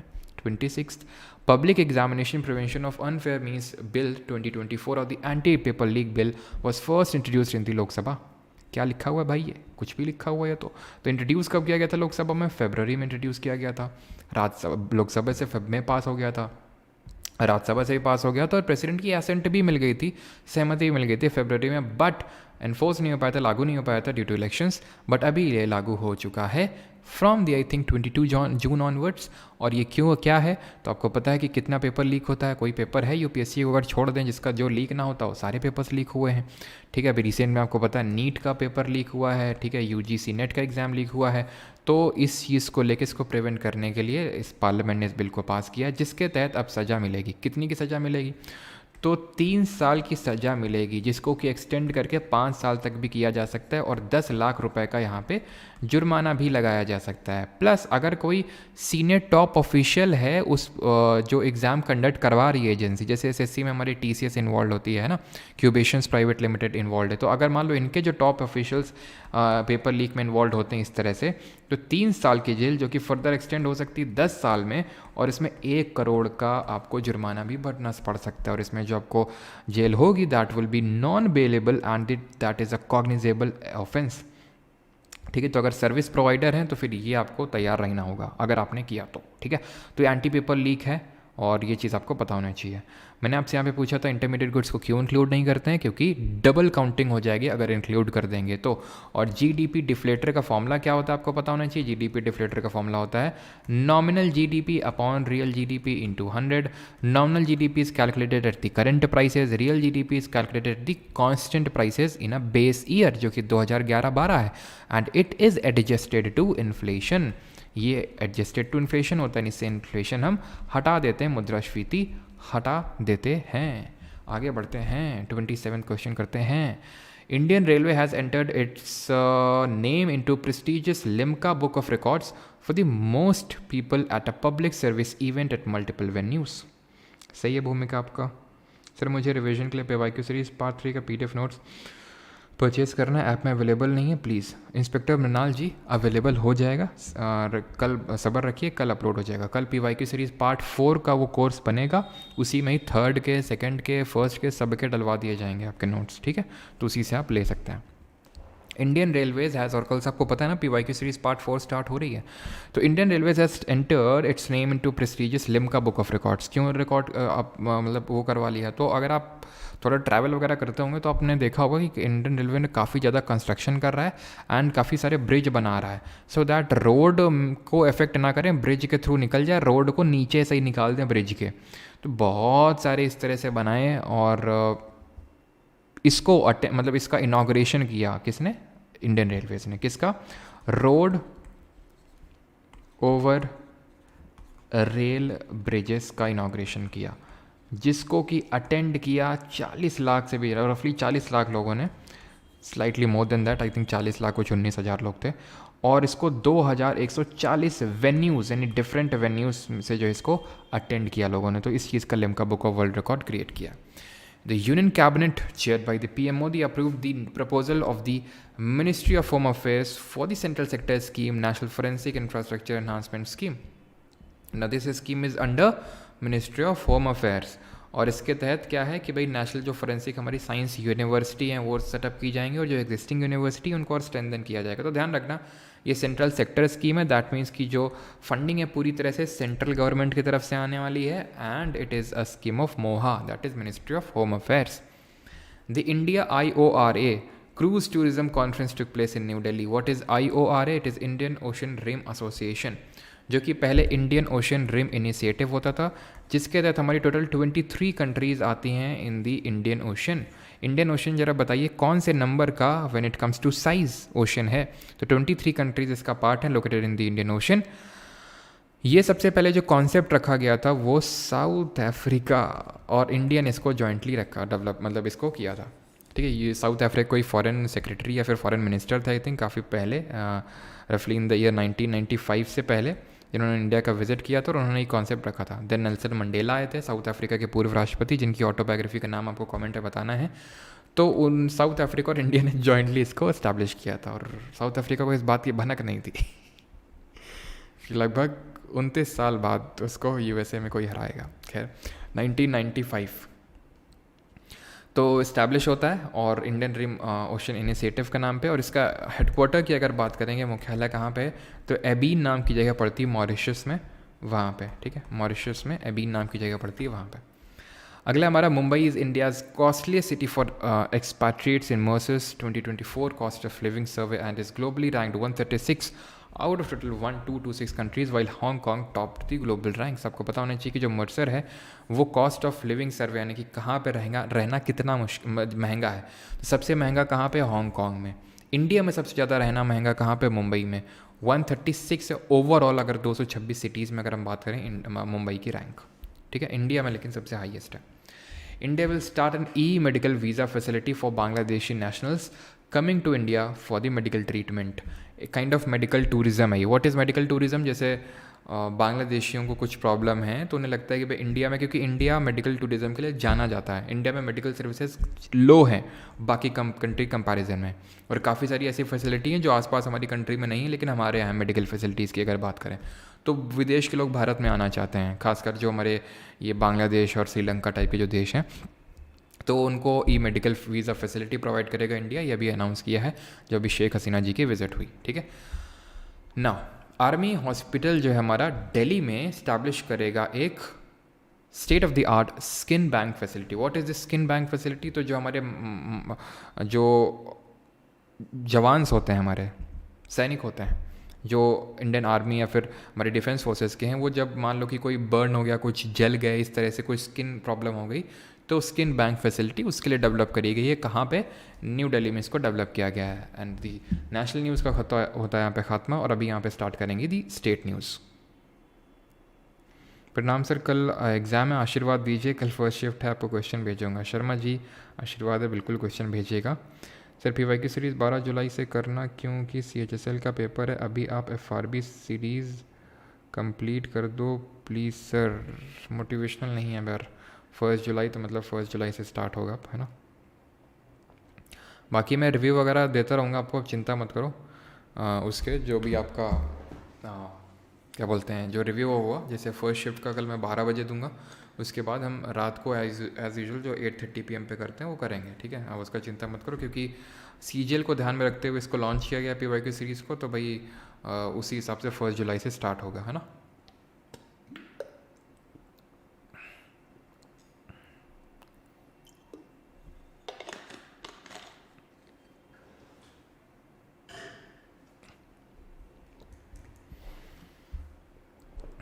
The Sikkim high court, state news पे आते हैं। Registry has introduced a menstrual leave policy for female employees according to a report from bar and bench. तो जो हाई कोर्ट है उसने मेंस्ट्रुअल लीव यहाँ पे देने की बात कही है। मेंस्ट्रुअल लीव आप जानते हैं जैसे कि जो महिलाएं होती हैं, है ना, तो उनको पीरियड्स होते हैं, तो पीरियड्स जो होते हैं तो उसके टाइम पे उनको जो लीव है वो देनी चाहिए, और वो दी है सिक्किम हाई कोर्ट ने भी। ठीक है, कमेंट में आपको बताना है कि जो मेंस्ट्रुअल लीव वाला या मेंस्ट्रुअल लीव की तरह होता है हमारा एक मैटरनिटी रिलीफ। मैटरनिटी रिलीफ का मतलब ये होता है कि जब मातृत्व यानी कि जब कोई वीमेन माँ बनती है, मदरहुड होता है, तो आपको पता है कि उनको थोड़ा ब्रेक लेना होता है अपनी हेल्थ रिकवरी के लिए, बच्चे का ध्यान रखने के लिए। तो उस टाइम पे वो वर्क तो कर नहीं सकती हैं, तो मैटरनिटी आपको लीव देनी है, छुट्टी देनी है, प्लस उसका पैसा भी देना है। ये हमारा कौन सा आर्टिकल में स्टेट को डायरेक्शन दिया गया है, बताइए कमेंट में। Kerala has integrated artificial intelligence learning into the class 7 ICT books, information communication and technology की जो बुक्स हैं आईसीटी बुक्स उनमें। ठीक है, केरला एआई के मामले में आगे रहता है। केरला नहीं, अगर आपको याद हो, पहला एआई टीचर भी, नाम बताइए उसका क्या था, पहले ये एआई टीचर भी जो है गवर्नमेंट स्कूल में उसको लॉन्च किया गया था। नाम बताइए उसका जल्दी से, एआई टीचर का नाम क्या था।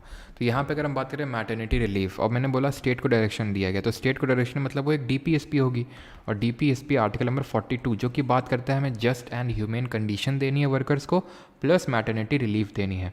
एंड इस टीचर का नाम था आइरिस। ठीक है, आँख वाला आइरिस नहीं है। आइरिस क्या करता है, पीपल के साइज़ को कंट्रोल करता है and overall amount of light entering into the eye को कंट्रोल करता है, जो हमारा आई का पार्ट होता है ना। बैंक ऑफ महाराष्ट्र ने महाकृषि समृद्धि योजना लॉन्च की है, which demonstrates its dedication to India's agricultural development. तो इंडिया के एग्रीकल्चर सेक्टर को डेवलपमेंट के लिए बैंक ऑफ महाराष्ट्र ने इस स्कीम को लॉन्च किया, महाकृषि समृद्धि योजना। ठीक है, तो बैंक का नाम आपसे पूछेगा। Fourth, on world environment day the Nagi and नटकी bird sanctuary in Bihar have been recognized as wetlands of international importance under the Ramsar convention.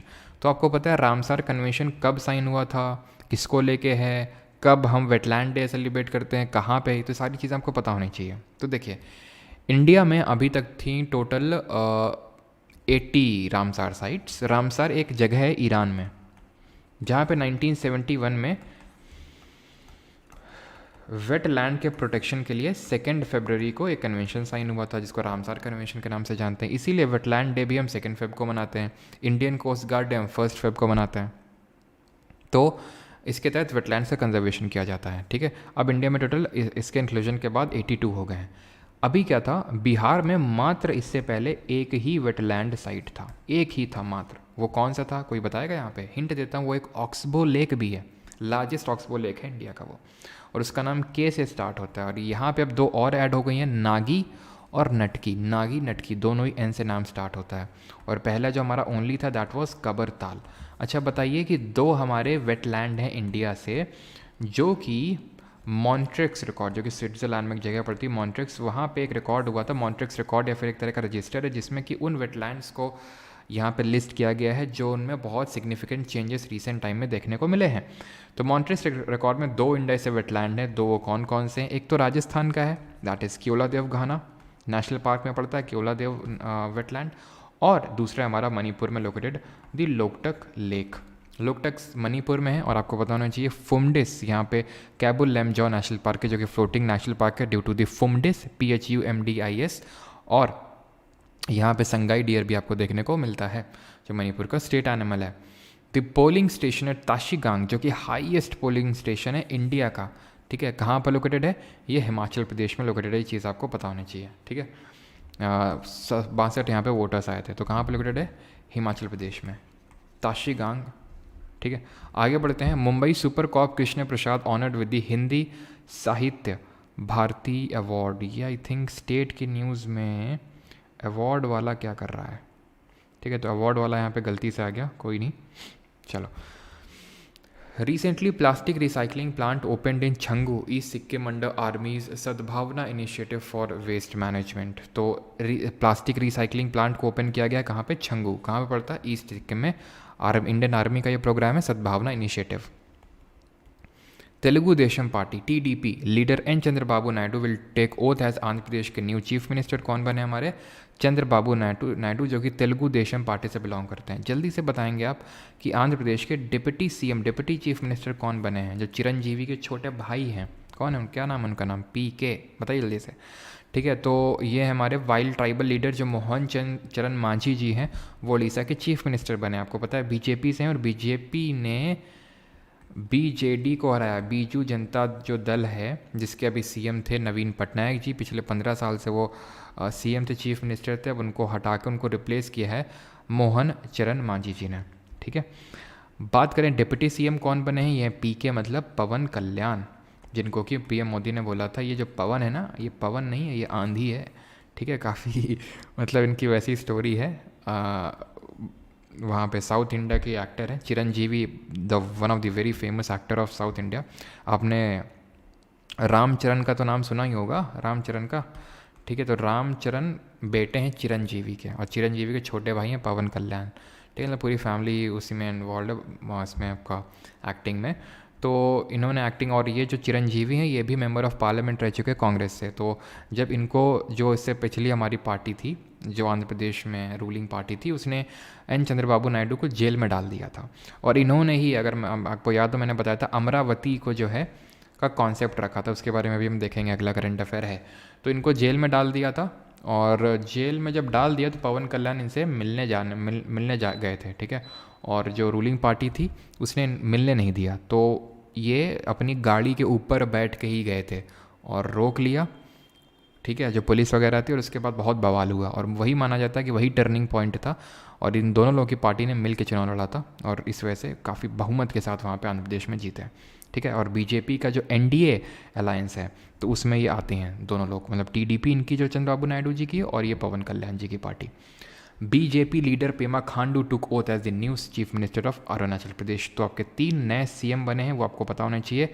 एक तो अरुणाचल प्रदेश से पेमा खांडू, और चंद्रबाबू नायडू, और उड़ीसा से इम्पॉर्टेंट है बिकॉज इतने साल बाद वो किया है मोहन चरण मांझी, है ना।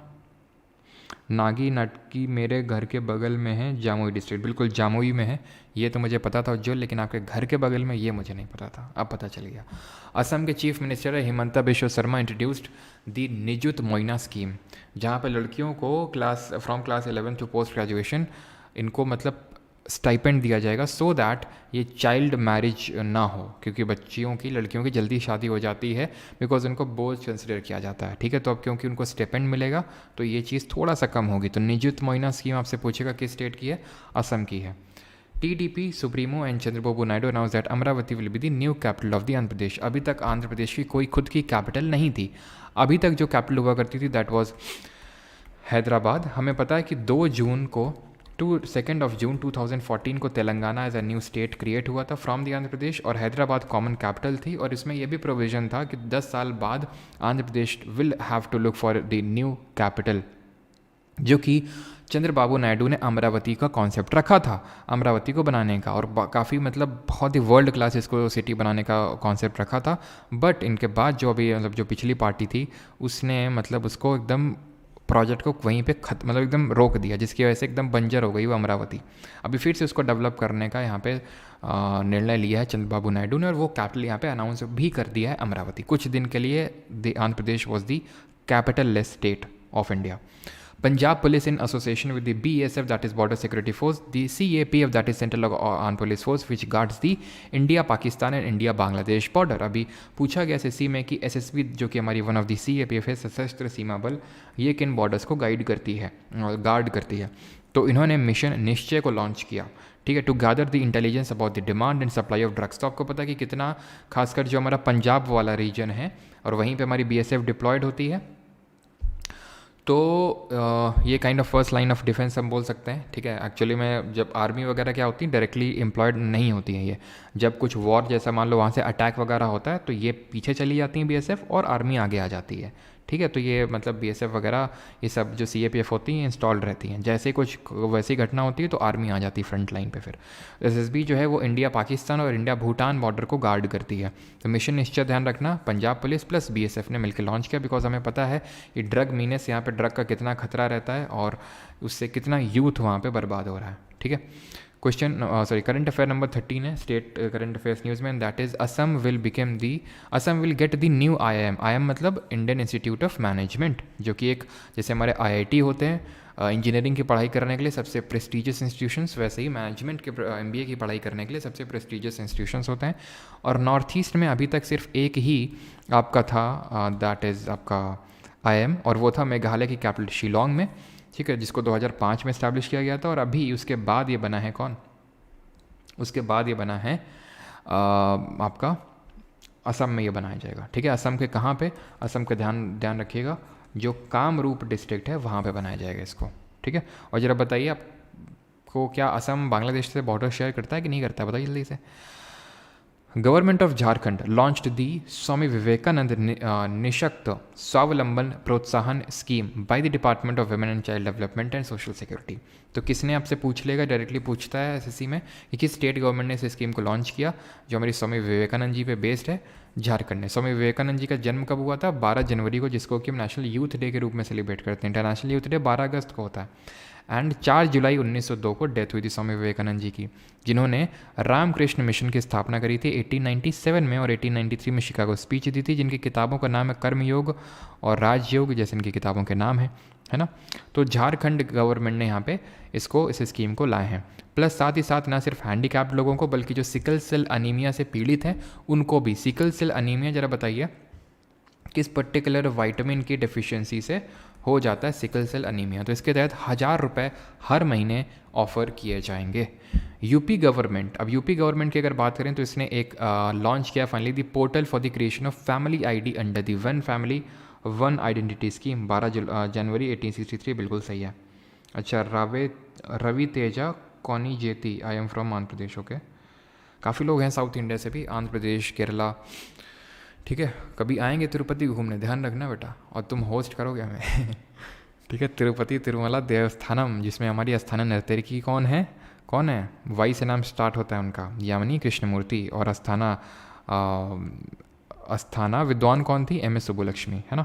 तो one family one identity scheme, एक फैमिली और एक ही कार्ड होगा, है ना, वो यहाँ पे यूपी गवर्नमेंट ने लॉन्च किया। साथ ही साथ ध्यान रखना, यूपी गवर्नमेंट ने ही अनाउंस किया है कि बायोप्लास्टिक पार्क भी सेटअप किए जाएंगे। बायोप्लास्टिक पार्क यहाँ पे इंक्लूडेड नहीं है, इसको आप इंक्लूड कर लेंगे, बाकी तो मैगजीन में आपको इंक्लूडेड मिलेगा ही।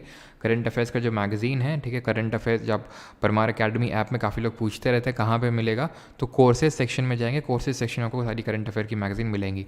अगर आप बैच में हैं तो कोड एसएससी को यूज़ करिएगा उसमें। ठीक है, तो बायोप्लास्टिक कहाँ पे पार्क सेटअप किया जाएगा, लखीमपुर खीरी में। ठीक है, यहाँ पे इसको सेटअप किया जाएगा। और एक स्कीम यहाँ पे, जैसे मैंने बताया झारखंड ने, वैसे एक स्कीम ध्यान रखना, ये है आपकी मुख्यमंत्री। ठीक है, मुख्यमंत्री यानी सीएम। ये आज का जो मैंने करंट अफेयर शॉर्ट अपलोड किया उसमें भी ये है। ठीक है, माझी लड़की, ठीक है, लड़की बहिन योजना, ये जो स्कीम है ये किस गवर्नमेंट ने लॉन्च की है, ये महाराष्ट्र गवर्नमेंट ने लॉन्च की है, जिसके तहत 1500 रुपये महिलाओं को दिए जाएंगे। आगे बढ़ते हैं। UP will soon have the world का पहला conservation and breeding centre for Asian king vulture in Maharajganj, जो डिस्ट्रिक्ट है यूपी की वहाँ पे। ठीक है, वैसे तो कानपुर में भी महाराजगंज करके जगह पड़ती है, लेकिन ये अलग डिस्ट्रिक्ट है महाराजगंज, वहाँ पे इसको इस्टेब्लिश किया जाएगा। और नाम क्या है इसका, Jatayu conservation and breeding centre.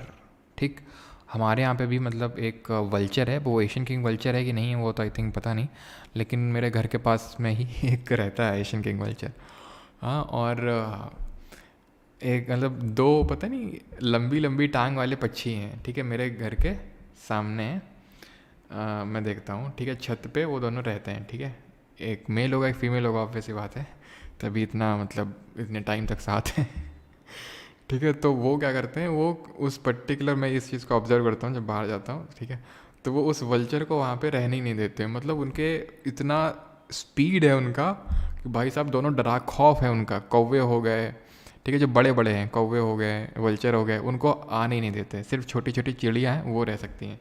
शायद इसके पीछे का रीज़न ये हो सकता है कि उनका छोटा सा एक बेबी भी है, बेबी बर्ड भी है, हो सकता है उसके प्रोटेक्शन के लिए वो मतलब एकदम एग्रेसिव मोड में रहते हों सारे टाइम। मैं फ़ोटो खींच के भेजूँगा आपको टेलीग्राम पे। ठीक है। कल Tamil Nadu government announce chief ministers Mannuyir Kaappom scheme, ये स्कीम अनाउंस की है to preserve the soil fertility. ठीक है, तो ये है सॉइल फर्टिलिटी, सॉइल हेल्थ को इम्प्रूव करने के लिए इस पर्टिकुलर स्कीम को लॉन्च की किसने, तमिलनाडु ने। नाम साउथ इंडिया का ही लग रहा है, तो ध्यान रखिएगा। ठीक है, इसमें बस हमें स्टेट पता होना चाहिए और किस चीज़ को लेके। यूपी के पीलीभीत में नया टाइगर रिजर्व ओपन किया जाएगा। ठीक है, सून, यूपी के पीलीभीत में। Gujarat has the highest installed wind power capacity, ठीक है। और जरा बताइए जो विंड एनर्जी होती है और ये कौन से टाइप के क्लाउड्स हैं, जरा बताइए बादल कौन से टाइप के हैं। तो ये रेन्यूएबल होती है कि नॉन रेन्यूएबल, तो ये रेन्यूएबल है and non conventional source of energy है। नॉन कन्वेंशनल क्या होता है, कन्वेंशनल होता है जैसे कोल वगैरह से, जो कन्वेंशनल हमारा पुराने टाइम से जो फॉर्म ऑफ एनर्जी हम बनाते चले आ रहे थे, दैट इज़ कन्वेंशनल। जो नई चीज़ें, नए फॉर्म्स ऑफ एनर्जी का फॉर्मेशन है वो नॉन कन्वेंशनल में आते हैं। रेन्यूएबल में क्यों है, क्योंकि इससे ये डेप्लीट नहीं होते, क्योंकि हवा से चलते हैं। और ऐसा नहीं कि ये हवा से चल गए तो इन्होंने हवा को खा लिया, हवा को इन्होंने एब्जॉर्ब कर लिया, वो हवा अवेलेबल नहीं है, ठीक है। वो तो एकदम अनलिमिटेड टाइप रिसोर्स है, वो लिमिटेड नहीं है। उसकी अपॉर्चुनिटी कॉस्ट कितनी होगी, कोई बताएगा? हवा की अपॉर्चुनिटी कॉस्ट कितनी होगी जो चल रहे हैं? ज़ीरो होगी, ठीक है। सनलाइट की अपॉर्चुनिटी कॉस्ट कितनी होती है? ज़ीरो होती है। तो फर्स्ट नंबर पे है गुजरात, ठीक है। और गुजरात क्यों है, जो भी आपके कोस्टल स्टेट हैं वहीं पे ही आपको ज़्यादातर विंड ये सब विंड मिल, जैसे कि तमिलनाडु वगैरह हो गया, वहीं पे मिलेंगे। क्वेश्चन भी अभी आया था एसएससी जेई के पेपर में, पूछा गया कि क्यों, उसके पीछे का रीज़न है, कोई बताएगा? उसके पीछे क्यों, क्या रीज़न है? क्योंकि हम कोस्ट में ही ये जो विंड मिल्स हैं सेटअप करते हैं। रीज़न है क्योंकि यहाँ पे land breeze and sea breeze चलते हैं, इसलिए। और वो हम ज्योग्राफी में पढ़ते हैं, लैंड ब्रीज कब चलते हैं, सी ब्रीज कब चलते हैं, जो कि हम पे डेप्थ में ज़्यादा नहीं जाने वाले हैं। इंटरनेशनल न्यूज़ पे आते हैं। तो Japanese researchers have built the world का पहला wooden satellite named as LignoSat. और एक चीज़ ध्यान रखना, कितनी है इसकी कैपेसिटी? 10 गीगावाट की कैपेसिटी है। तो यहाँ पे ये वर्ल्ड का पहला वुडन सैटेलाइट को डेवलप किया लिग्नोसैट। अब क्यों वुडन का ही डेवलप किया, क्यों किया? मेटल में क्या दिक्कत थी? मेटल में ये दिक्कत थी कि जब वो सैटेलाइट को छोड़ के ये वापस आता था तो जल जाता था। हमें पता है, क्या पता है हमें, कि ये एटमॉस्फेयर है, ट्रोपोस्फियर, स्ट्रेटोस्फियर, मेजोस्फियर, थर्मोस्फियर, एक्सोस्फियर, ठीक। तो यहाँ पे मेजोस्फीयर मेटेराइट बर्न हो जाते हैं। ऐसे ही हमारी ये सैटेलाइट्स आती हैं, इनके जो ये पार्ट हैं ये बर्न हो जाते हैं। जब बर्न हो जाते हैं तो क्योंकि मेटल के हैं तो इसके जो पार्टिकल हैं वो एनवायरनमेंट में ही रहते हैं काफ़ी सारे सालों तक, डेकेड्स तक ये वहीं पे रहते हैं, पॉल्यूशन कॉज करते हैं, ठीक। या फिर अगर मान लो कि बर्न नहीं हुए, गिर गए, तो अगेन जहाँ पे भी गिरेंगे, समुद्र में गिरे, ज़मीन में गिरे, पॉल्यूशन कॉज करेंगे। वुड क्या है, वुड भी आएगी, जल जाएगी तुरंत, और जल जाएगी तो वो तो कुछ पॉल्यूशन करेगी ही नहीं। और अगर गिर भी गई तो वो तो बायोडिग्रेडेबल है, वो कुछ एनवायरनमेंट को खतरा ही नहीं करेगी, ठीक। पूछ सकते हैं यहाँ पे किस पर्टिकुलर वुड को हमने यूज़ किया, ऐसे नहीं किसी भी लकड़ी का बना के भेज देंगे। काफ़ी सारी लकड़ी को हमने टेस्ट किया, मतलब जापान के रिसर्चर्स ने, और ये यूएस के साथ मिलके जो है इसने ये पर्टिकुलर प्रोजेक्ट को अंडरटेक किया है, ठीक है। तो काफ़ी सारी उसको टेस्ट किया और मैग्नोलिया को फाइनल वो किया गया, क्योंकि और इससे ये भी होता है कि अभी आपने देखा होगा, सुना होगा, अभी हम देखें current affairs, Sunita Williams stuck हो गई हैं स्पेस में। उनको आना था, अभी स्पेस में गई थी बोइंग स्पेस क्राफ्ट में, लेकिन अब बता रहे हैं महीनों बाद आएंगी, और अभी खतरा थोड़ा सा वो मंडरा रहा है। अभी देखेंगे क्यों, कैसे। तो और ख़तरा और बढ़ गया है। अभी कुछ ही घंटों की पहले पता चला है कि रशिया की एक सैटेलाइट है जो थोड़ा सा टूट गई है, बिखर गई है। अब होता क्या इससे, जैसे मान लो ये 10 टुकड़ों में टूट गई, मान लो तो 3 ही टुकड़े टूट गए, ठीक है। अब इससे क्या होता है, 3 टुकड़े टूटे, ये किसी और सैटेलाइट से टकराने का डर रहता है, इसको मारेंगी, ये और 10 50 100 टुकड़ों में टूटेगी, ठीक है। उनमें से कोई अब ज़्यादा प्रोबेबिलिटी है, क्योंकि और बहुत सारे टुकड़े हो गए जो किसी पर्टिकुलर सैटेलाइट से टकरा जाएंगे। और सैटेलाइट हमें पता है बहुत ही इंपॉर्टेंट स्पेस एसेट होता है, वो बहुत सारी चीज़ें हमारी सैटेलाइट्स पे ही डिपेंडेंट है, आपको पता नहीं है। जीपीएस वगैरह जो है सब स्पेस पे, उसी पे डिपेंडेंट सैटेलाइट्स पे। तो ये दिक्कत होती है कि स्पेस एसेट्स हमारे, तो और इसी को ही हम बोलते हैं केसलर सिंड्रोम। जो भी मैंने बताया ना, एक से टूटे 100 बने, 100 ने फिर एक और उससे 1000 बन गए, जो कंपाउंडिंग इफेक्ट चलता है, तो इसी को केसलर सिंड्रोम बोलते हैं, ठीक है। तो उसको भी प्रिवेंट करने में हेल्प करेगा ये wooden satellite Lignosat, Japan plus US, ध्यान रखिएगा। और कौन सी वुड है, मैग्नोलिया वुड। साउथ कोरिया ने अपनी पहली स्पेस एजेंसी को अनाउंस कर दिया है, named as what, named as KASA, Korea space agency. Mexico ने अपनी पहली फीमेल प्रेसिडेंट को का यहाँ पे अनाउंसमेंट किया, उनका नाम क्या है, क्लॉडिया शेनबॉम, ठीक है, क्लॉडिया शेनबॉम। और सर क्या स्पेस में नहीं जलेगी, अच्छा रशियन सैटेलाइट थी 100, नहीं रशियन सैटेलाइट थी तो उसके 6000 पीसेज हुए हैं, तुम्हें पता नहीं Russia and 6000 are special, they hold a special value. अब एक लोग पूछ रहे हैं कि सर स्पेस में जाएगी तो ये जल नहीं जाएगी, जैसे यहाँ पे जल जाएगी तो ये वुडन सेटेलाइट वहाँ स्पेस में सर ऑक्सीजन नहीं होती है, कोई भी चीज़ बिना ऑक्सीजन के नहीं जल सकती है, ठीक है, ध्यान रखिएगा इस चीज़ को। जैसे कि आपने वो पान वाला देखा होगा ना, का वीडियो देखा होगा, खाया नहीं होगा तो आपने देखा होगा, वैसे पान कितने लोगों ने खाया, अभी मैंने तो खूब खाया है और वही पता है कब खाया है, अपने प्रिपरेशन डेज़ के टाइम पे खाते थे हम, जब अब पान काफ़ी अच्छी चीज़ होती है तो मैं पता नहीं है, ठीक है, पान में गुटखा डाल के नहीं खाते थे मीठा पान खाते थे, और वो काफ़ी अच्छा होता है for the digestion, gut health के लिए काफ़ी सही होता है। तो मुझे थोड़े डाइजेस्टिव इश्यूज़ थे, तो वही मैं रात में खाना खाने के बाद वॉक पे पान है, क्या मज़ा आता था, एकदम मज़े मज़े होते थे सही बता रहे हैं, जो आपकी प्रिपरेशन फेज़ है ना, इससे बेस्ट फेज़ हो ही नहीं सकता लाइफ में, ठीक है। अभी एकदम मुझे वो दिन याद आ रहे हैं कि रात में मैं फिर जाता था पान खा के निकलता था शहर पे ठीक है, कभी कभी बिरयानी। अब कुछ लोग बोलेंगे सर आप तो वेजिटेरियन है, हाँ अभी वेजिटेरियन है कुछ टाइम के लिए, कभी कभी जैसे महीने में एक बार बिरयानी खाई, और बिरयानी मैंने आई थिंक लाइफ में 5-6 बार खाई होगी, और वो ही तभी खाई थी काफ़ी साल पहले, ठीक है। अभी तो मैंने आई थिंक 4-5 साल हो गए होंगे, तब से तो कोई ऐसा नॉन वेज नहीं खाया, ठीक है। तो Mexico has elected it's first female president, तो कुछ मैंने पूछा था आई थिंक, कुछ तो पूछा था, मैं भूल गया यार मैंने क्या पूछा था, चलो कोई नहीं।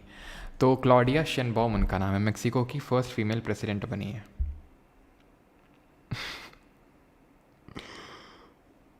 पान वाली टॉफ़ी है सर, गुटखा वाला पान नहीं है भाई, ठीक है, पान के बाद किसके आपकी जुआ मीठी पान पता था ऐसे ही तुम लोग के कमेंट्स आने वाले, तभी तुम लोग से सब कुछ नहीं बताते हैं, ठीक है। गुटखा वाला नहीं, वो मीठा पान भी होता है जिसमें वो बढ़िया बढ़िया वो चीज़ें डालते हैं वो, ठीक है, जाने क्या वो गुलाब कंद क्या बोलते हैं उसको, ठीक है। तो भाई मज़ा आ जाता है, तो एकदम सही बता रहे बड़ा टाइम भी हो गया पान खाए हुए भी, ठीक है। हमारे यहाँ दशहरे में पान खाया जाता है, तुम्हारे यहाँ पता नहीं, लेकिन हमारे यहाँ पे गांव में दशहरे के दिन पान खाया जाता है सबको। और मतलब इतना ईयू वाली बात फील करने की ज़रूरत नहीं है, पान में बहुत नेचुरल हर्ब्स होते हैं, जैसे ना था गट हेल्थ के लिए बहुत सही होता है वो, ठीक है। तो ईयू फील करने की ज़रूरत नहीं है, ठीक है, इतने भी ज़्यादा वो मत बनना। फिलीपींस का जो कैनलोन वोल्केनो है, ये 5 किलोमीटर तक इसके जो है इरप्ट हुआ था। हमें पता है कि जो फिलीपींस है, तो फिलीपींस जहाँ पे भी उन्होंने देखा था ADB, that is Asian development bank का हेडक्वार्टर है, ये जो कंट्री है ये आपकी पैसिफिक रिंग ऑफ फायर में पड़ती है, Pacific ocean which is the largest and the deepest ocean. अच्छा मैंने पूछा था इंडियन ओशन किस रैंक पे आता है, 3rd लार्जेस्ट ओशन है, तो ये हमने पढ़ा था पैसिफिक रिंग ऑफ फायर, ये वो पर्टिकुलर पॉइंट्स हैं, जगह हैं जहाँ पे वोल्केनिक एक्टिविटी ज़्यादा होती है, सीस्मिक एक्टिविटीज़ ज़्यादा होती हैं, वोल्केनोज अर्थक्वेक्स ज़्यादा आते हैं, वोल्केनिक एक्टिविटी ज़्यादा होती है, जैसे कि हमारा जापान हो गया। तो ये ध्यान रखना, कलनाव वोल्केनो कहाँ पे, फिलीपींस में है। UNGA that is United Nation General Assembly elected Philemon Yang, जो कि फॉर्मर प्राइम मिनिस्टर है कैमरून के, as the president of for its 79 session, 79 session के लिए अपॉइंट किया, जो कि सितंबर से शुरू होगा। कैमरून के फॉर्मर प्राइम मिनिस्टर हैं। UNGA it is one of the, जो UNGA है it is one of the 6 principal organs of the United Nations, और इसका काम होता है कि जो UNSC के नॉन परमानेंट मेंबर्स होते हैं उनको अपॉइंट करना।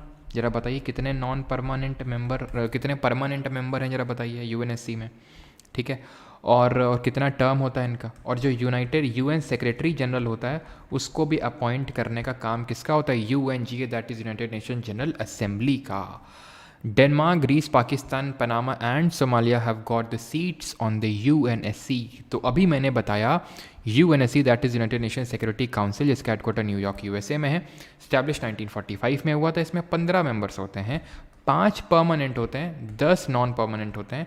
5 परमानेंट मेंबर कौन कौन से हैं, US, रशिया 6000 वाला फ्रांस, चाइना और UK, ये परमानेंट है, ठीक है, ये परमानेंट है। और किसी कंट्री को ये परमानेंट मेंबर बनना है तो उसके लिए सारी कंट्रीज़ को एग्री करना पड़ेगा।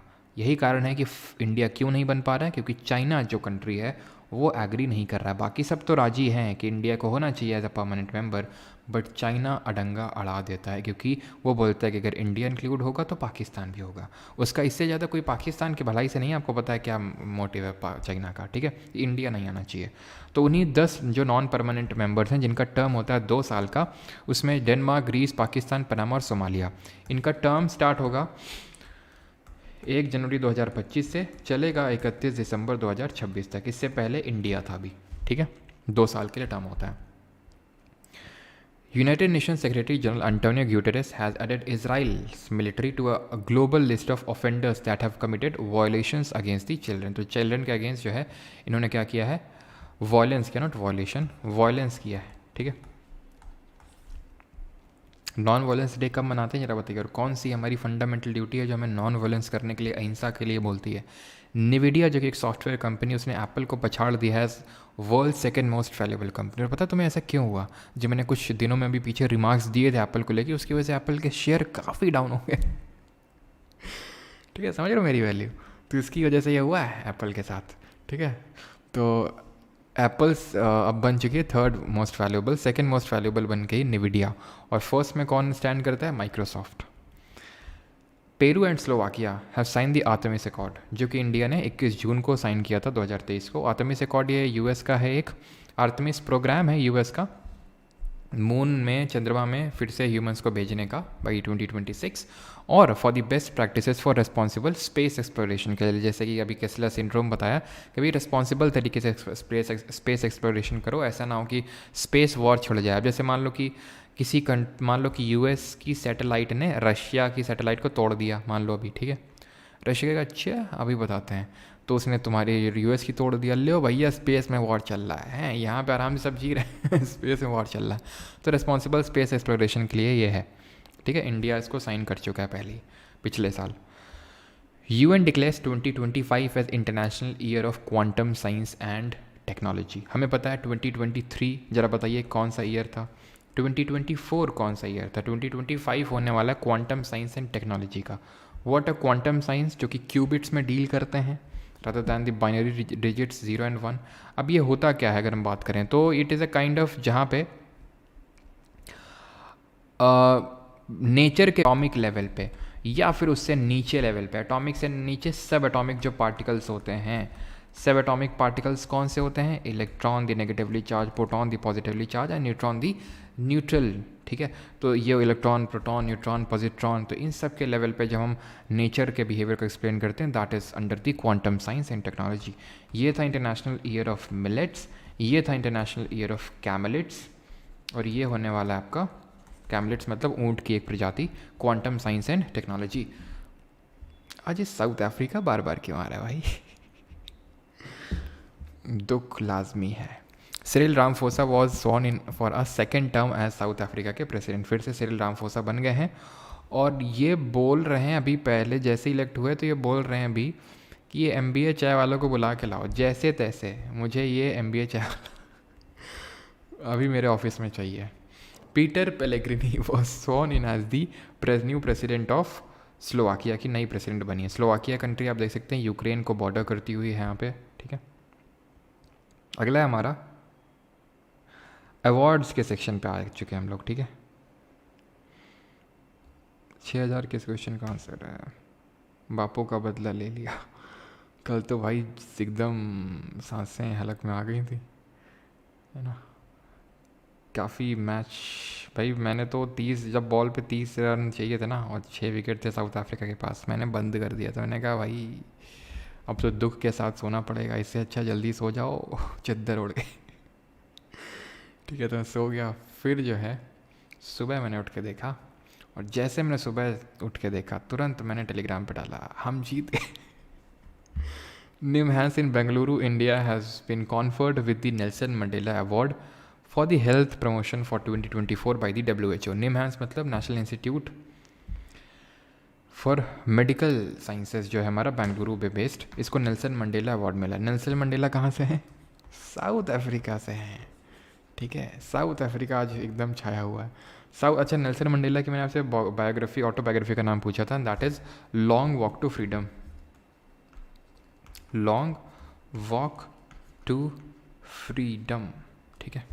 आगे बढ़ते हैं, ठीक है। National institute for mental health and neurosciences. Naik Dhananjay Kumar Singh, Indian peacekeeper, honoured posthumously with UN's Dag Hammarskjold medal. तो ये आपको पता है कि जो अपनी शहादत देते हैं यूजुअली उनको मिलता है डैग Hammarskjold medal by the UN। अब आप देख पा रहे हैं ब्लू कैप, इनको हम ब्लू हेलमेट्स के नाम से जानते हैं। ये कौन होते हैं? ये यूएन की, और ये इनका नाम बताइए ज़रा अभी, और ना बता पाए ना तो देख लेना तुम, ठीक है। ये यूएन पीस कीपिंग फोर्सेस होती हैं, और इसमें इंडिया का सबसे बड़ा रोल होता है, सबसे ज़्यादा पर्सनल्स भेजता है इंडिया यूएन के पीस कीपिंग फोर्सेस के लिए। तो उसी में हमारे एक धनंजय कुमार जी थे जिनकी इन्हीं पीस कीपिंग फोर्सेस में मतलब डेथ हो गई। Peace keeping forces mainly African countries में जाती हैं, वहाँ पे जो मतलब बहुत ज़्यादा इंटरनल स्ट्राइफ है वहाँ पे, या फिर मिलिट्री इस तरह से कूप चल रहा है, तो वहाँ पे कंट्रीज़ में स्टेबिलिटी लाने के लिए इनको भेजा जाता है, ठीक है। ये हमारी रुचिरा कंबोज मैम है, जिनके बारे में भी हम देख रहे थे, जो 4 डिकेट्स के बाद अभी रिटायर होने वाली हैं, ठीक है। क्लियर थी चीज़? तो धनंजय कुमार सिंह को मिला है। सान्या मल्होत्रा को मिला best actresses award the New York India film festival for a role for the film Mrs. ध्यान रखना, फिल्म मिसेस के लिए सान्या मल्होत्रा को मिला, जिन्होंने, आपको पता है कौन सी मूवी थी, दही जल्दी से, आमिर खान वाली, जिसमें कि दंगल मूवी में इनको दिखाया जाता है ना। Vellayan Subbiah, the chairman of Cholamandalam Investment and Finance Cooperative Limited has been awarded the prestigious EY, that is Ernst and Young World Entrepreneur of the Year 2024। अब चोलमंडलम है तो ज़रा बताइए चोल वंश कहाँ पे कंसंट्रेटेड था? तो वेलायन सुबैया जो कि इंडियन एंटरप्रेन्योर है, इनको ये अवार्ड मिला है। तो चोलमंडल आपको पता है, चोला डायनेस्टी किसने सेटअप करी थी? एट द कावेरी डेल्टा किसने सेटअप करी थी? करईकाल ने, है ना, करईकाल ने। देन विजयलया ने। करईकाल अर्ली जो चोलास थे वो थे, लेटर चोलास थे विजयलया, इन्होंने। और गॉडेस निशुम्बा सुदिनी के लिए यहाँ पे टेम्पल ही बनवाया था। मुतरैयार किंगडम को रिप्लेस किया था इन्होंने, ध्यान है आपको, पल्लव के फ्यूडेटरी हुआ करते थे। सेबी, अब इसके डीप में नहीं जा रहे हैं, चोलाज में हम बहुत डीप पे जा सकते हैं। इसके पोर्ट हो गया पूहड़ या फिर कावेरीपट्टनम के नाम से जानते हैं, इसके capital Uraiyur, then Thanjavur, then Gangaikonda Cholapuram, इसके टेम्पल्स कौन कौन से थे, तो उतना हम स्टार्टिंग में अब ज़्यादा डीप में नहीं जा रहे हैं, क्योंकि फिर आप लोगों का भी इंटरेस्ट लूज़ होने लगता है, मैं इस चीज़ को ऑब्जर्व करता हूँ, ठीक है। तो आगे बढ़ते हैं, सेबी पे आते हैं। SEBI that is security and exchange board of India.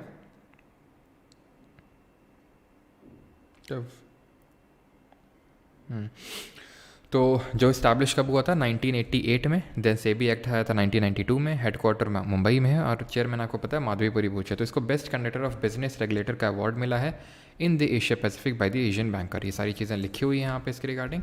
And SEBI जो म्यूचुअल फंड और शेयर वगैरह जो मार्केट उसको रेगुलेट करता है, ये इंपॉर्टेंट है, ठीक है। विनोद गात्रा जी जो है हमारे, Vinod Ganatra ji, he has made history by becoming the first Indian to receive the prestigious Nelson Mandela lifetime achievement award from South Africa, ठीक है। तो विनोद गनात्रा जी पहले इंडियन मतलब फिल्म डायरेक्टर हैं ये हमारे विनोद गनात्रा जी, और इनको Nelson Mandela lifetime achievement award मिला है, ठीक है। ध्यान रखिएगा, इंपॉर्टेंट है ये काफ़ी, क्योंकि पहले इंडियन है इसलिए।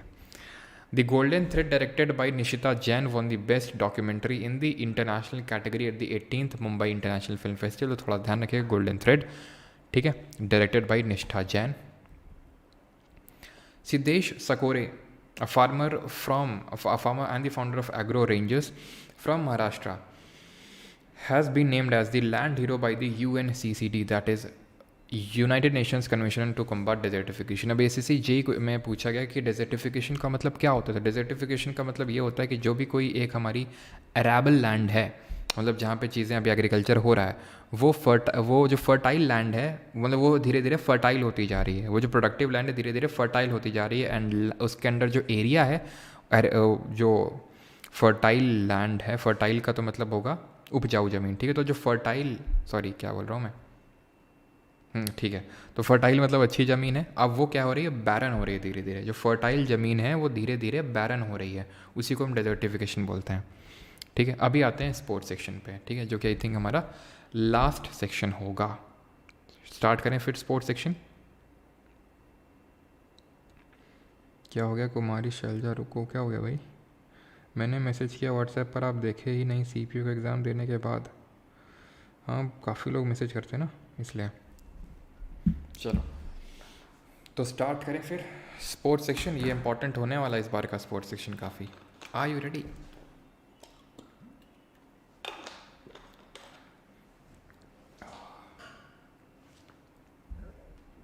चलिए भाई, तो grand master R Praggnanandhaa has defeated world number 1 Magnus Carlsen in classical chess for the first time in his career. अब मैग्नस कार्लसन आपको पता है वर्ल्ड नंबर 1 है, फ्रॉम नॉर्वे, क्लासिकल चेस क्या होता है, ये मतलब बड़ा धीरे धीरे चेस चलता है, एक दिन पूरा चलता है ये चेस, आराम से ब्रेक ले लेके। तो उसमें आर प्रज्ञानंद फ्रॉम इंडिया उन्होंने डिफीट किया है वर्ल्ड नंबर 1 मैग्नस कार्लसन को। Tanvi Sharma an Indian badminton player secured victory in the Bonn international, Bon Germany में सिटी है, वहाँ पे ये टूर्नामेंट हुआ था जिसमें वांग पे यू चाइनीज़ ताइपे इनको हराया। तो मतलब ये इंपॉर्टेंट नहीं है किसको हराया, बट तन्वी शर्मा ध्यान रखना ये किससे एसोसिएटेड है, बैडमिंटन से। बैडमिंटन के कप कौन कौन से होते हैं हमारे, थॉमस कप और उबेर कप, जो कि अभी किसने जीते हैं, पिछला वाला जो अभी हुआ है ये दोनों चाइना ने जीते हैं, ठीक है, थॉमस भी और उबेर भी। थॉमस मेल का होता है और जो फीमेल का होता है उसको हम उबेर के नाम से जानते हैं। ये हम पहले ही देख चुके हैं, स्पोर्ट्स सेक्शन में क्यों पड़ा हुआ है भाई ये, IIM यहाँ पे सेटअप किया जाएगा कामरूप डिस्ट्रिक्ट में, पहले ही देख चुके हैं। दिनेश कार्तिक अनाउंस कर दिए रिटायरमेंट, ठीक है। ट्रेंट बोल्ट, दिनेश कार्तिक और डेविड वार्नर, इन तीनों ने पूरी तरह से मतलब ध्यान रखना इन्होंने वो कर दिया है। और अभी आपको पता है कि विराट कोहली और रोहित शर्मा ने T20 फॉर्मेट से रिटायरमेंट ले लिया, ठीक है। और अब आपको नए नए क्रिकेटर्स देखने को मिलेंगे, जैसे कि वो सनराइजर्स हैदराबाद की तरफ से खेलते हैं कौन, पांडे जी है ना, अभिषेक पांडे देखने को मिलेंगे, ठीक है। रिंकू सिंह अभी तो खेलते हुए नहीं दिखे, तो रिंकू सिंह भी अभी देखने को मिलेंगे। तो नए नए प्लेयर्स आपको देखने को मिलेंगे।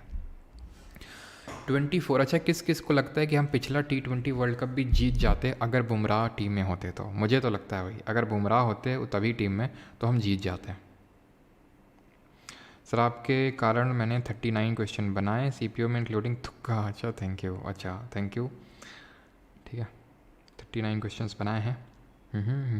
चलो तो यहाँ पे अगला है, आप देखिए अगला क्या है यहाँ पे, the 2024 FIDE world junior chess championship has recommenced at Radisson GIFT City in Gujarat. तो ध्यान रखना कहाँ पे स्टार्ट हुआ है, ये गुजरात में, ठीक है, simple as that. Indian athlete Nayana James clinched the gold medal in the women's long jump event at the Taiwan athletics open 2024।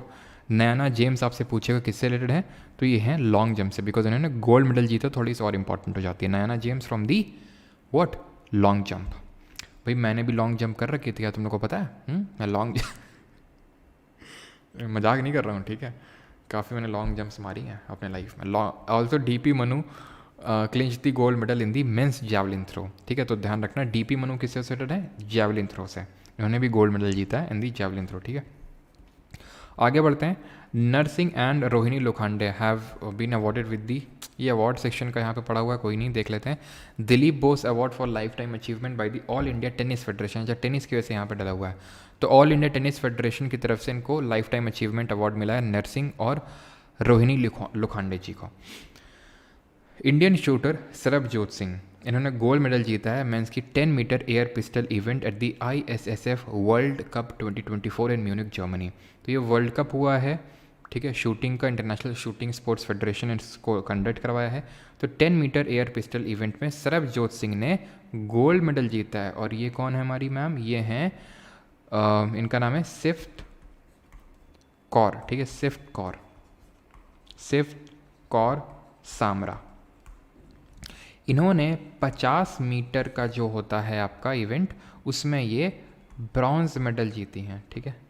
लग तो ये गोल्ड जैसा रहा है ना, लेकिन जीता इन्होंने ब्रॉन्ज ही, हो सकता है पहले जीता और ये गलती से लग गया हो ये वाला पिक्चर, पता नहीं, लेकिन ये जीता तो इन्होंने ब्रॉन्ज ही मेडल है, ठीक है।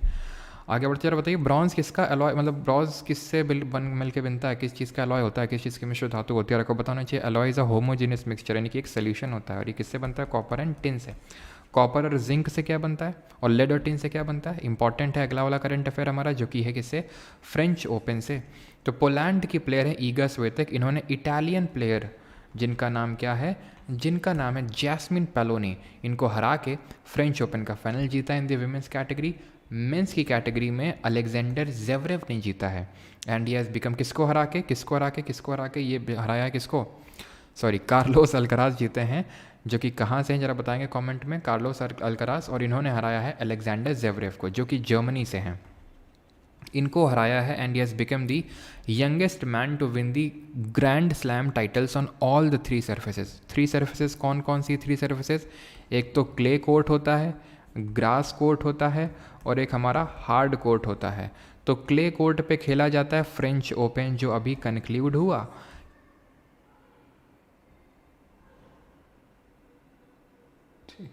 ठीक है, ग्रास की अगर बात करें तो विमिल्डन,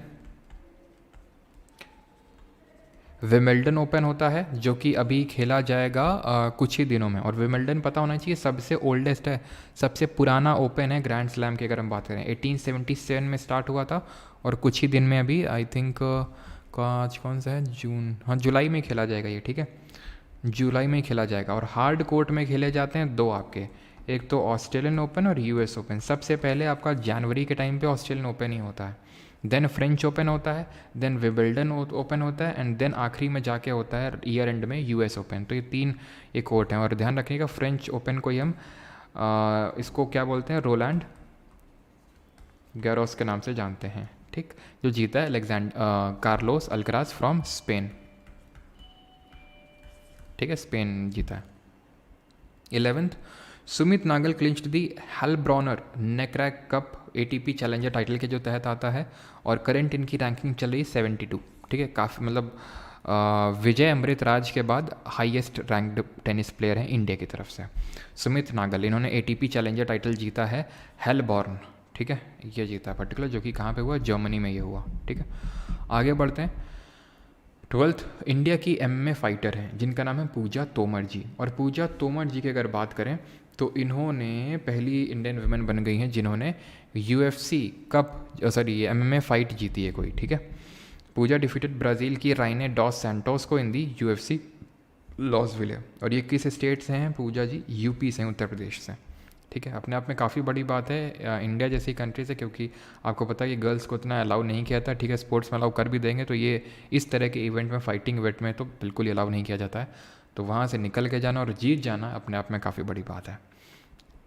पूजा तोमर, ठीक है। अमन शेरावत जी की अगर बात करें तो ये इंडियन फ्री स्टाइल रेसलर हैं and yes clinch the silver medal at the Polyak Imre and Varga Janos memorial 2024 wrestling tournament in the Budapest Hungary. तो सिल्वर मेडल इन्होंने जीता है, ठीक है। तो इस तरह से आपसे पूछेगा अमन शेरावत का संबंध किस खेल से है, तो रेसलिंग में है। और रेसलिंग से हमारे केडी जाधव जी थे जिन्होंने इंडिया को पहला मेडल दिलाया था ओलंपिक्स में इंडिविजुअल कैटेगरी में। कब दिलाया था जरा कमेंट में बताएंगे। वैसे तो 1928 में हमें पहले गोल्ड मेडल मिला था जो कि हमारी ओलंपिक्स टीम ने जीता था। हमने गोल्ड मेडल से ही एक्चुअल में शुरुआत की थी। होपफुली इस बार हम पिछली बार से भी टोक्यो ओलंपिक से भी ज़्यादा मेडल जीतेंगे। बस कुछ ही महीनों में हमारा 1-2 महीने में ये भी स्टार्ट होने वाला है। एक महीने में एक मतलब जुलाई से स्टार्ट होने वाला, जुलाई एंड से हमारे Olympics. Indian wrestler Ritika Hooda ने भी इसी पर्टिकुलर इवेंट में जो हुआ रेसलिंग में, तो ये आपसे पूछेगा रितिका हुड्डा किस स्पोर्ट्स रिलेटेड है, तो रेसलिंग से रिलेटेड है, ठीक है। रेड बुल के आप जानते हैं मैक्स वर्स्टप्पन, ठीक है। वेट ड्राई गीली सूखी कैनेडियन ग्रैंड प्रिक्स जीत ली इन्होंने, ठीक है। India will host the FIH that is international hockey federation का hockey men's junior world cup in December 2025।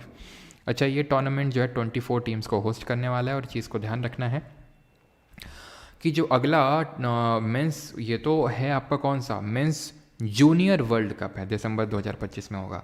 Mains का जो सीनियर का जो वर्ल्ड कप हुआ था 2023 में, ये इंडिया ने होस्ट किया था, आपको पता है कहाँ पे हुआ था, उड़ीसा में हुआ था, ठीक है। काफ़ी अच्छा स्टेट है ये, ठीक है, काफ़ी अच्छे लोग होते हैं उड़ीसा के। उड़ीसा की अगर बात करें तो यहाँ पे 2 भुवनेश्वर एंड कलिंग में इनको होस्ट किया गया था, ठीक है। कलिंग स्टेडियम और आपका बिरसा मुंडा स्टेडियम, ठीक है, भुवनेश्वर में, और आपका रावरकेला में इनको होस्ट किया गया। भुवनेश्वर और रावरकेला पूछ सकता है ना, 2023 का है ना, तो इससे बिल्कुल पूछ सकता है फिर तो आपसे। और 2026 में कहाँ पे होंगे, ये होंगे आपके नेदरलैंड में और बेल्जियम में होंगे, ठीक है। ये जो पर्टिकुलर था ये किसने जीता था, ये जर्मनी ने जीता था। किसको हरा के जीता था, बेल्जियम को ही हराया था। Shruti Vora has become the first Indian to win a three star grand prix. Sir Sejal के लिए अभी जी के कोर्स करूँ या फिर कुछ और, प्लीज़ बताइए। हाँ अभी से करो।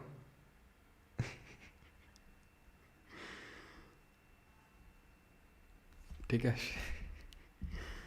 गजब हो यार तुम लोग, ठीक है। Shruti Vora became the first Indian to win a three star grand prix equestrian event. Equestrian की अगर बात करें तो आपको पता है ये घोड़े के ऊपर बैठ के स्पोर्ट्स होता है, जहाँ पे आप अपनी जिम्नास्ट की परफॉर्मेंस दिखाते हैं घोड़े के ऊपर बैठ के। ऐसे ही हमारा कुछ पोलो का भी गेम होता है जो खेलते थे, कुतुबुद्दीन ऐबक की डेथ हुई थी। तो श्रुति वोरा जो हैं ये पहली इंडियन बन गई हैं जिन्होंने 3-स्टार ग्रैंड प्रिक्स जीता है। कमेंट में आप उनका नाम बताइए जो पहली इंडियन हैं, मतलब जिन्होंने इक्वेस्ट्रियन स्पोर्ट्स के तहत, इक्वेस्ट्रियन स्पोर्ट्स के अंदर अर्जुन अवार्ड मिला, ठीक है। इक्वेस्ट्रियन की अगर बात करें तो इससे एसोसिएटेड हमारे कुछ टर्म्स हैं, जैसे कि ड्रेसेज हो गया, वॉल्टिंग हो गया, ये कुछ स्पोर्ट टर्म्स एसोसिएटेड हैं इक्वेस्ट्रियन स्पोर्ट्स है, ठीक है। अभी आंसर आया नहीं है, हिंट देता हूँ, चौहान, कुछ याद आया आपको? दिव्य कीर्ति सिंह, बिल्कुल, सॉरी चौहान बोलो, राठौर, दिव्य कीर्ति सिंह राठौर, बिल्कुल। शो जंपिंग, ड्रेसेज, है ना। आवाज़ थोड़ी सही कर लो सर प्लीज़, आवाज़ में कोई दिक्कत आ रही है क्या? क्यों भाई? मैक्सिमम क्वेश्चन आपके एनालिसिस है, तो थैंक यू शैलजा जी। तो ये बताइए कि अब आवाज़ में नहीं, आवाज़ में कोई दिक्कत आ रही है क्या? आवाज़ थोड़ी कम आ रही है, आवाज़ थोड़ी कम आ रही है ठाकुर जी, तो ठाकुर जी कुछ इंक्रीज़ कर लो, वॉल्यूम की बटन होगी।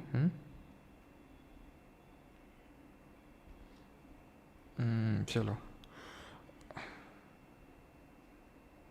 ना, ठीक आ रही है, चलो। तो गुडाकेश मोटी और वेस्ट इंडीज़ एंड चमारी अटपट्टू, तो ये गुडाकेश मोटी जी हैं और ये चमारी अटपट्टू जी हैं, ये वेस्ट इंडीज़ से, श्रीलंका से। इनको ICC men's and women's player of the month का अवार्ड मिला है। आईसीसी का हेडक्वार्टर दुबई में है, founded in 1909, chairman Greg Barclay हैं। और T20 वर्ल्ड कप आप जानते हैं कहाँ पे हुआ, विनर कौन है इसका, है कौन है विनर? इंडिया। ठीक, आगे बढ़ते हैं। लॉकी फर्ग्यूसन ने वर्ल्ड कप में एक हिस्ट्री क्रिएट कर दी भाई। 4 ओवर फेंकता है एक बॉलर, आपको पता है मैक्सिमम T20 में, चारों के चारों मेडन डाले भाई ने, और 3 विकेट भी ले लिए। देख रहा हो कितना खुश है भाई अपना, लॉकी खाएगा जाके, ठीक है। 20th ट्रेंट बोल्ट अनाउंसमेंट उन्होंने कर दिया है from the retirement from the international cricket, पूरी तरह से रिटायरमेंट ले लिया, ठीक है। न्यूजीलैंड, मतलब फॉरेन के क्रिकेटर्स जब काफ़ी जल्दी रिटायरमेंट ले लेते हैं, जैसे फाफ डुप्लेसी, है ना, काफ़ी यंग लगते हैं साउथ अफ्रीका के, लेकिन रिटायरमेंट लेके बैठे हैं। लेकिन हमारे यहाँ पे काफ़ी लंबा समय तक चलते रहते हैं प्लेयर, ठीक है। काफ़ी, मतलब ये अभी तो चलो ठीक हो गया है, लेकिन पहले ऐसा होता था कि जब तक प्लेयर पे मतलब प्रेशर नहीं आता था कि भाई अब तुम रिटायरमेंट ले लो भाई, तब तक नहीं लेते थे। लेकिन अभी तो जैसे देखा हमने कि कितना बढ़िया परफॉर्मेंस दिया रोहित शर्मा ने और विराट कोहली, दोनों लोगों ने, और अपने आप रिटायरमेंट ले लिया। That is a good thing कि अब न्यू लोगों को मौका मिलेगा, है ना। तो यहाँ से इन्होंने लिया, और ध्यान रखना यहाँ पे वार्नर जी ने भी ले लिया संन्यास, ठीक है, डेविड वार्नर फ्रॉम ऑस्ट्रेलिया। और T20 से संन्यास लिया है किसने? कोहली और रोहित शर्मा ने। Neeraj Chopra won the gold medal in the men's javelin throw competition at the Paavo Nurmi games. ये फिनलैंड में हुए, फिनलैंड के तुर्की में, तो फिनलैंड के तुर्कू में, और वहाँ पे इन्होंने ये गोल्ड मेडल जीता। ज़रा बताइए किस दिन इन्होंने ओलंपिक गोल्ड मेडल जीता था और कितना मीटर का भाला फेंका था जैवलिन थ्रो। मैग्नस कार्लसन ने नॉर्वे चेस टाइटल जीता है मेल कैटेगरी में। फीमेल में अगर बात करें तो जू वुनजुन, चाइना की जू वुनजुन ने जीता है, ठीक है।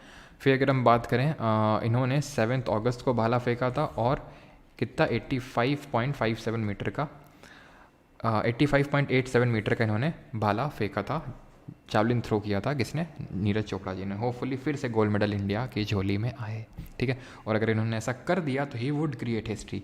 जिन्होंने इंडिया के लिए 2 इंडिविजुअल गोल्ड मेडल दिए, 2 back to back gold medal दिए, काफ़ी सारे रिकॉर्ड तोड़ देंगे अगर फिर से इन्होंने गोल्ड मेडल जीता तो। 12th एडिशन ये हुआ था नॉर्वे में, ठीक है। ये रिपीटेटिव है, नया गेम्स हम देख चुके हैं इनके बारे में। अब आते हैं आर्चरी का जो वर्ल्ड कप हुआ था स्टेज 3 एट, कहाँ हुआ? अंताल्या तुर्की में। इसमें अगर हम बात करें सबसे पहले तो गोल्ड मेडल की बात करते हैं। स्टार्टिंग फ्रॉम द गर्ल्स ने हमें गोल्ड मेडल दिलाया है ज्योति सुरेखा, अदिति स्वामी और परनीत कौर जी ने, ठीक है। ये इन्होंने दिलाया है गोल्ड मेडल, जो वो होता है ना, क्या बोलते हैं उसको, अरे क्या बोलते हैं उसको, अरे क्या बोलते हैं उसको, कंपाउंड विमेंस टीम, ठीक है, कंपाउंड विमेंस टीम, ठीक है। इसमें इन्होंने गोल्ड मेडल जीता। सिमिलरली ध्यान रखिएगा, ये हैं हमारे, इन्होंने सिल्वर मेडल जीता, इनका नाम है प्रियांश जी। इन्होंने कंपाउंड मेन की कैटेगरी में सिल्वर मेडल जीता, ठीक। और ये हैं हमारे धीराज बम्मा देवरा, इन्होंने ब्रॉन्ज मेडल जीता, ठीक है, रिकर्व टीम में, मतलब रिकर्व मैच में। श्रीजा गुला हमारे हर महीने आती हैं because one of the top Indian table tennis player हैं, तो ध्यान रखना इन्होंने world table tennis contender singles title जीता है, पहली इंडियन टेबल टेनिस प्लेयर बन चुकी हैं जीतने वाली, ठीक है। ध्यान रखना श्रीजा गुला फ्रॉम टेबल टेनिस। ऑस्ट्रेलिया के पैट कमिंस ने भी हिस्ट्री बना दी है, बैक टू बैक 2 मैच में हैट्रिक ले ली, पहले बांग्लादेश के खिलाफ देन अफगानिस्तान के खिलाफ हैट्रिक ली इन्होंने पैट कमिंस। ऑस्ट्रेलिया के क्या हैं, ऑस्ट्रेलियन टीम के कैप्टन हैं।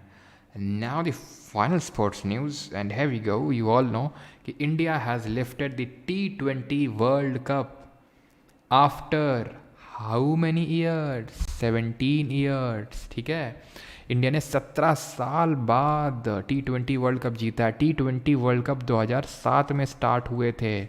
कहाँ से? साउथ अफ्रीका से। ठीक है, साउथ अफ्रीका स्टार्ट हुए थे और साउथ अफ्रीका के जोहानिसबर्ग में हमने पाकिस्तान को हराया था, पाकिस्तान को क्रश किया था। आपने वो देखा होगा जो कैच श्रीसंत बॉलिंग नहीं वो जोगिंदर सिंह बॉलिंग कर रहे थे, मुझे याद है जोगिंदर सिंह बॉलिंग कर रहे थे, श्रीसंत ने कैच पकड़ा था। क्या मज़ा था भाई, क्या मज़ा आता है। ठीक है, एंड बट अनफॉर्चुनेटली इसका मैं फाइनल मतलब वो लास्ट मोमेंट नहीं देख पाया। इस उम्मीद में मतलब इस निराशा में सो गया। ठीक है, कि भाई इंडिया हार जाएगी। ठीक है, क्योंकि 30 बॉल पे 30 रन और 6 विकेट थे साउथ अफ्रीका के पास, है ना।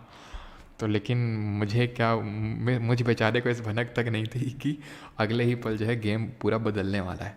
खैर, तो उसके बाद अब 17 साल बाद हमने ये वर्ल्ड कप लिफ्ट किया 2024 में साउथ अफ्रीका को हरा के।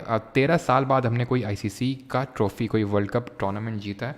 बिकॉज पिछला जो हमने जीता था वो 2011 का वर्ल्ड कप था जो MS धोनी ने जिताया था, मतलब उनकी कैप्टनसी में। हम ये नहीं बोल सकते हैं, नहीं तो गंभीर जी अभी गुस्सा हो जाएंगे कहीं पे पता चला आके कहीं पे क्यों भाई, क्या बोल रहे थे हैं? MS धोनी जिताया है, 97 रन किसने बनाए थे? तो वही मतलब कि MS धोनी कैप्टनसी में जीता। उसमें मेजर कंट्रीब्यूशन गौतम गंभीर जी का था, जो कि अब अगले हेड कोच बनने वाले टीम इंडिया के आफ्टर राहुल द्रविड़, है ना। इसमें हमारे मैन ऑफ द मैच बने हैं Virat Kohli ji. Man of the match बने हैं विराट कोहली जी, है ना, जिन्होंने कितने रन बनाए टोटल? आई थिंक कितने 76 बनाए थे, कितने बनाए थे? इनका तो मैंने पूरा इनिंग देखा था। जोगिंदर शर्मा, हाँ, जो भी आई थिंक पंजाब पुलिस में है। PY की सीरीज़ की टाइमिंग आती थी 10 AM पे रहेगी लाइव, कल हम 10 AM पे मिलेंगे। तो मैन ऑफ द मैच बने हमारे विराट कोहली जी। ठीक है, स्लाइड आगे बढ़ाने का मन नहीं कर रहा लेकिन बढ़ाते हैं। और यहाँ पे जसप्रीत बुमराह, ठीक है, क्या बॉलिंग करवाते हैं, क्या स्विंग है भाई, मज़ा आ जाता है बॉलिंग देख के।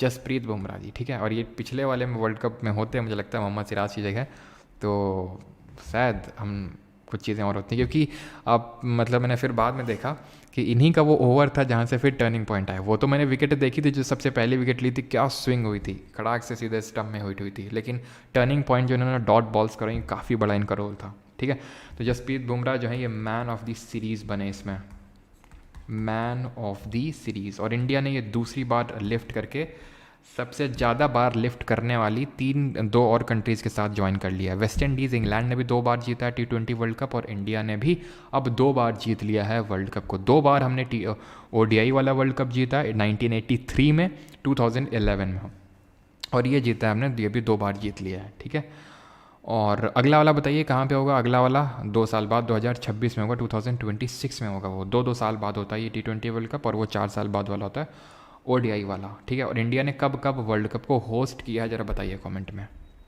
जल्दी से। तो यहाँ पे स्पोर्ट्स वाला भी हमारा न्यूज़ खत्म होता है, आखिरी में आते हैं, दैट इज़ अपॉइंटमेंट का न्यूज़। अभिजीत रॉय बोल रहे हैं कल मेरा एग्ज़ाम है, फर्स्ट डे फर्स्ट शीट, अगर पढ़ाया हुआ नहीं आया तो देख लेना सर। देख लेंगे बेटा, दिखाना हमें, जो तुम्हें दिखाना हो देख लेंगे हम, चिंता ना करना। ठीक है, देखेंगे हम, सब कुछ देखेंगे। ठीक है, और अगर तुम एग्ज़ाम तुम्हारा अच्छा ना हुआ तो तुम भी बेटा देख लेना, जूते मारेंगे तुमको वहाँ के, अगर तुम एग्ज़ाम तुम्हारा अच्छा ना हुआ, कितना पढ़ाने के बाद भी अगर तुम्हारा ना आया तो ध्यान देखना तुम। ठीक है, अगर तुम्हारा एग्ज़ाम अच्छा ना हुआ तो।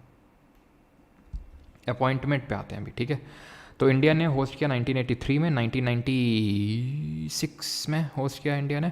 ठीक है, 1996 में, देन 2011 में, देन 2023 में, 4 बार। Acting chairperson NHRC, that is national human rights commission की बनी है कौन?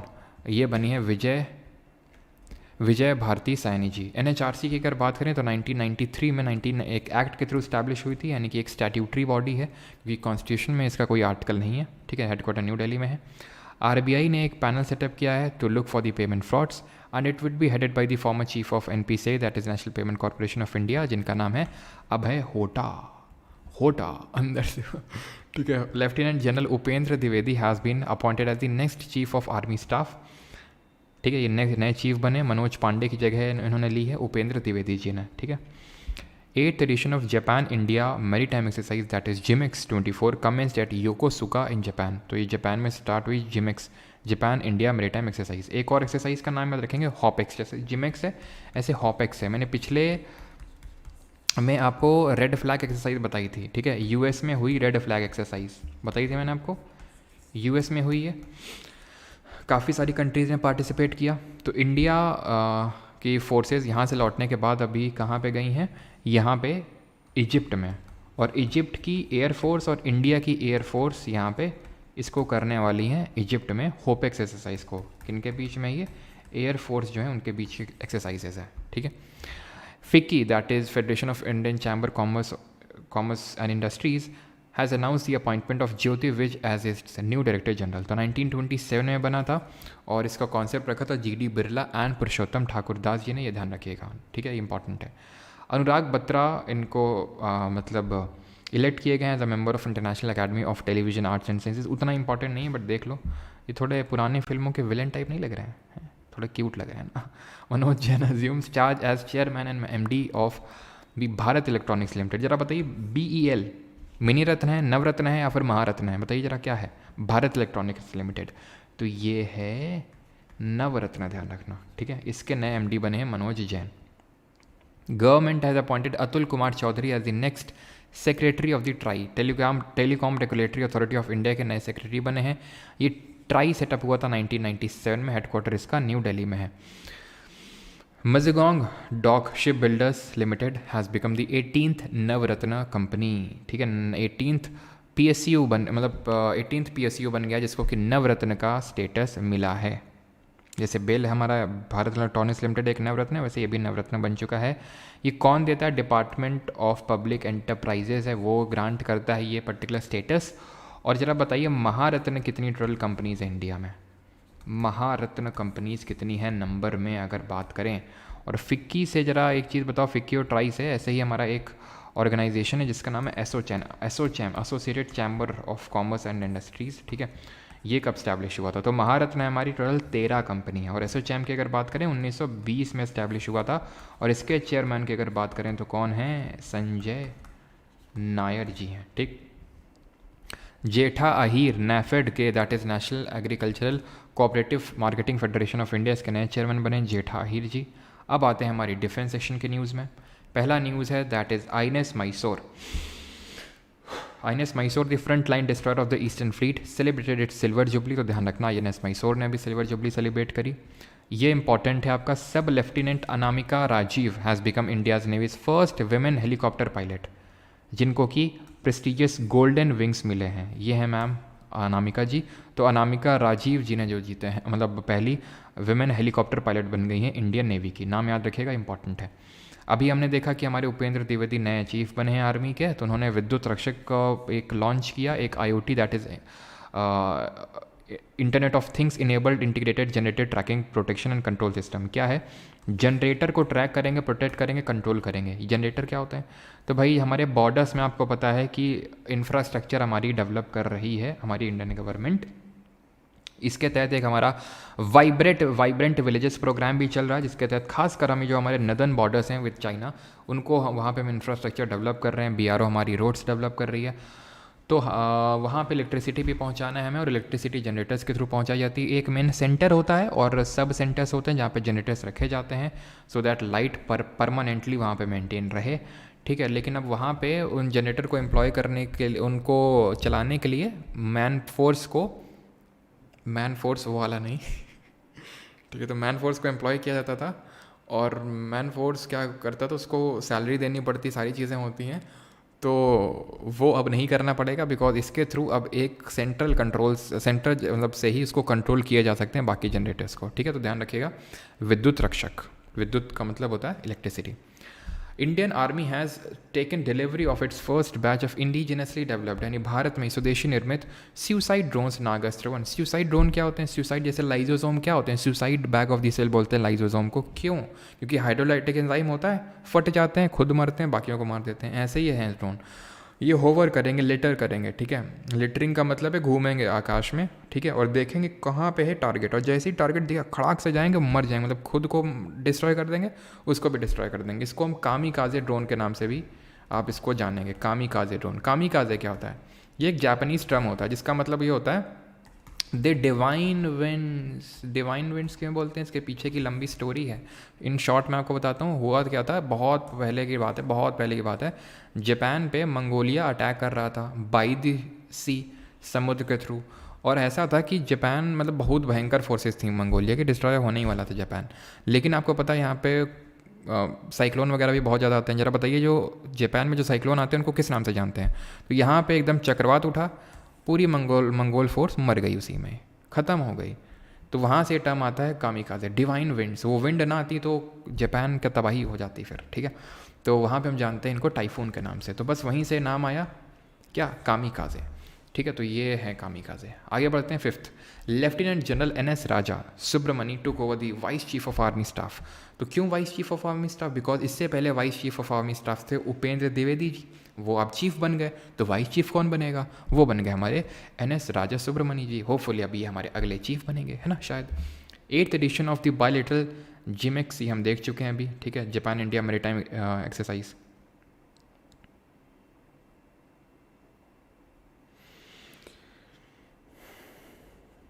ठीक है,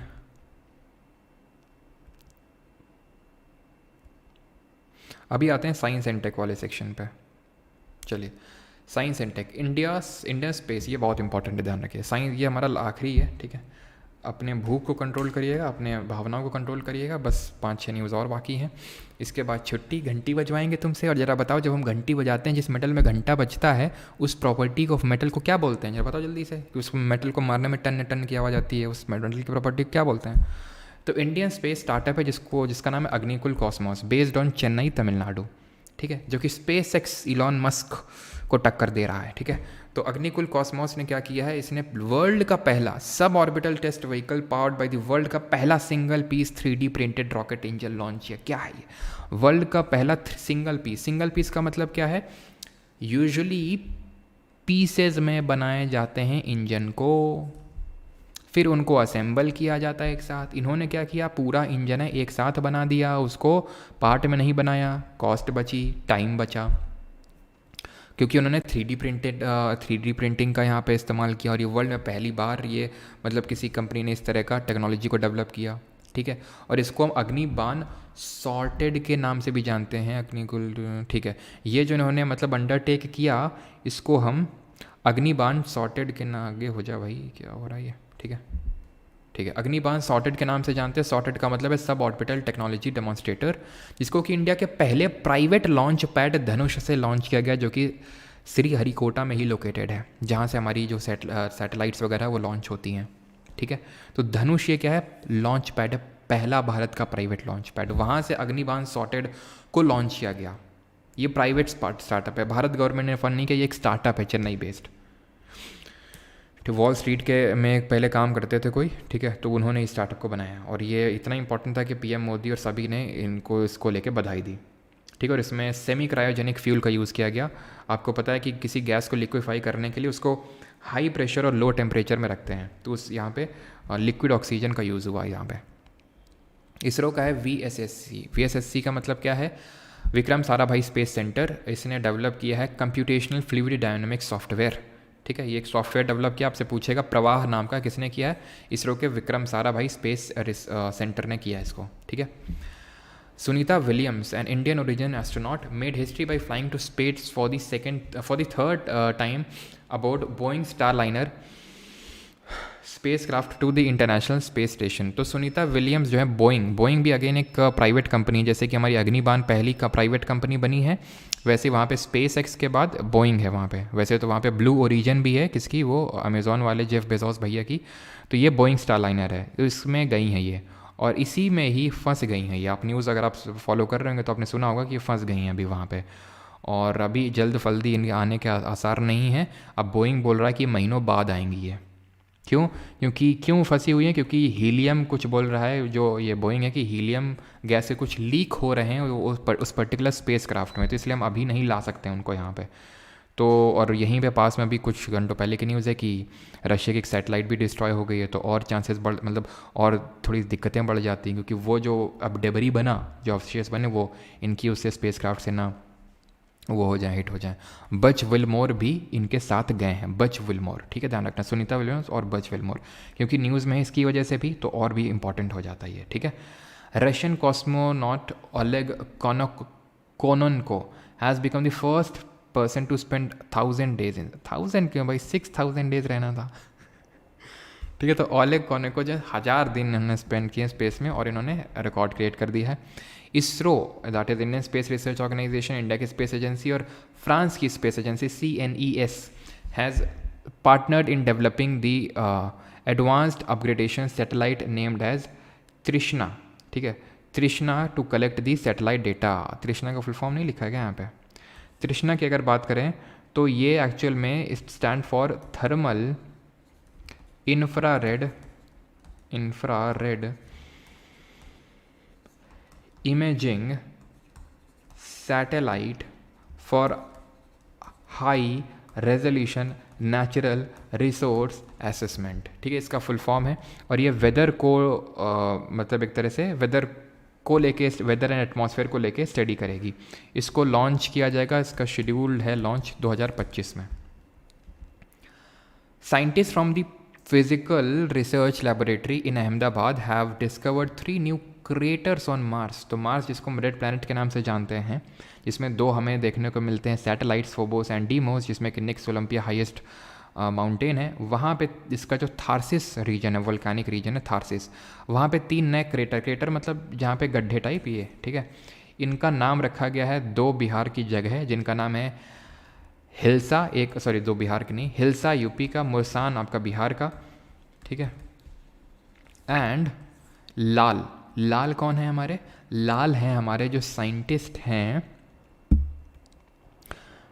यहाँ पे साइंटिस्ट का नाम नहीं लिखा है क्या? Scientist from the physical research laboratory, इनका यार नाम यार किसी को पता है? मैं भी यार भूल गया, नाम तो यार लिखा ही नहीं है। क्या नाम था यार, किसी को याद आ रहा है? बताओ अगर याद हो तो। नाम तो यार मुझे भी याद नहीं आ रहा है इनका। किसी को नाम याद है इनका पूरा? वैसे मैंने इसमें रिगार्डिंग शॉर्ट में डाला तो था करंट अफेयर, चलो याद आया किसी को तो बताना। आगे बढ़ते हैं यहाँ पे। ISRO gears up for the तृष्णा, अगेन वो रिपीटेड करंट अफेयर ही हो गया, ठीक है, देख चुके हैं। ISRO achieved it's, sir I love you, अच्छा लल्लन सुधर जाओ बेटा, ट्रैविस बीट द हीट। तो तुम्हारा जो है ना, जो तुम्हारा खौफ है वो जा चुका है बेटा, अब तो औकात में रहो तुम है ना।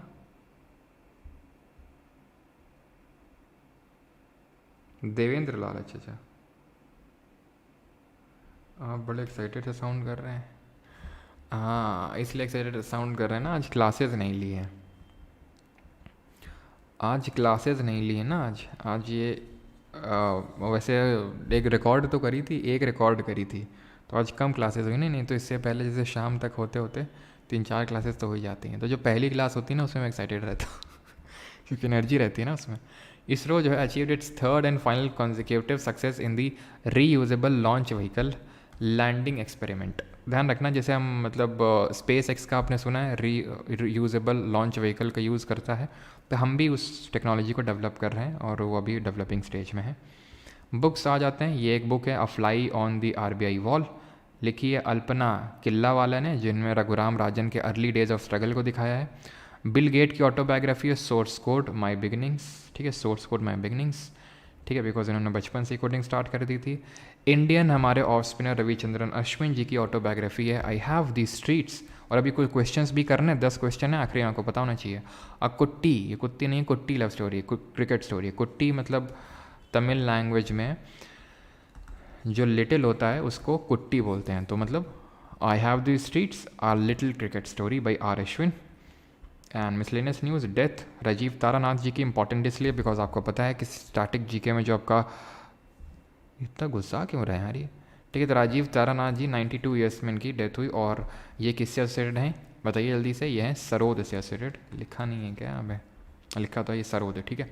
सरोद से ही हमारे और कौन से एसोसिएटेड हैं, मैंने बताया था, जिनके नाम में आपको अलिक दिख जाए, या तो सरोद होंगे या कौन सा होगा, रुद्रवीणा होंगे। रुद्रवीणा से हमारे सादिक अली खान हैं, ठीक है। और इसमें कौन कौन है ज़रा बताएंगे जल्दी से, ठीक है। तो राजीव तारानाथ जो है, he was a disciple of Ali Akbar Khan. Padmashri मिला इनको 2019 में, संगीत नाटक मिला 2001 में, ठीक है। Clear? I love you I am a boy, तुम्हें ये बात बोलने की ज़रूरत नहीं है स्नेह बेटा, ठीक है। तुम्हें ये प्रूव करने की ज़रूरत नहीं है तुम्हारे लव को हम एक्सेप्ट करते हैं, ठीक है। इंपॉर्टेंट डेज पे आते हैं, ठीक है। पहला ग्लोबल डे ऑफ पेरेंट्स, दूसरा तेलंगाना फाउंडेशन डे 2 जून को मनाते हैं। इंटरनेशनल सेक्स वर्कर डे 2 जून को। 5 जून को वर्ल्ड एनवायरनमेंट डे मनाते हैं। थीम क्या थी? लाइव टेस्ट हो गया है। अभिषेक मुखर्जी, आई लव यू स्नेह। तो भाई तुम लोग आपस में लव लव खेलते रहो, हम यहाँ पे करंट अफेयर करते हैं, ठीक है। इंपॉर्टेंट डेज, तो 5 June world environment day, our land our future, we are hashtag the generation restoration. 8 June world ocean day, 8 June world brain tumour day. थोड़ा देख लो, ठीक है, इनको देख लेना है, ठीक है। क्वेश्चन पे आते हैं। 21 June international yoga day and 23 June international Olympic day. और जरा बताइए इंटरनेशनल ओलंपिक कमेटी कब बनी थी एंड इसको किसने बनाया था? चलो मैं बता दूं किसने बनाया था। प्यूर क्यूबर्टिन और दिमित्री विकेलास ने इसको बनाया था। कब बनी थी आप बताएंगे। एमसीक्यू प्रैक्टिस का टाइम आ चुका है। Where did PM Modi celebrate the 10th international yoga day of yoga? जल्दी से बताइए। रिजल्ट आ गया? अच्छा, बिल्कुल आ गया। ये कैसा कलर चुना है मतलब, समझे नहीं।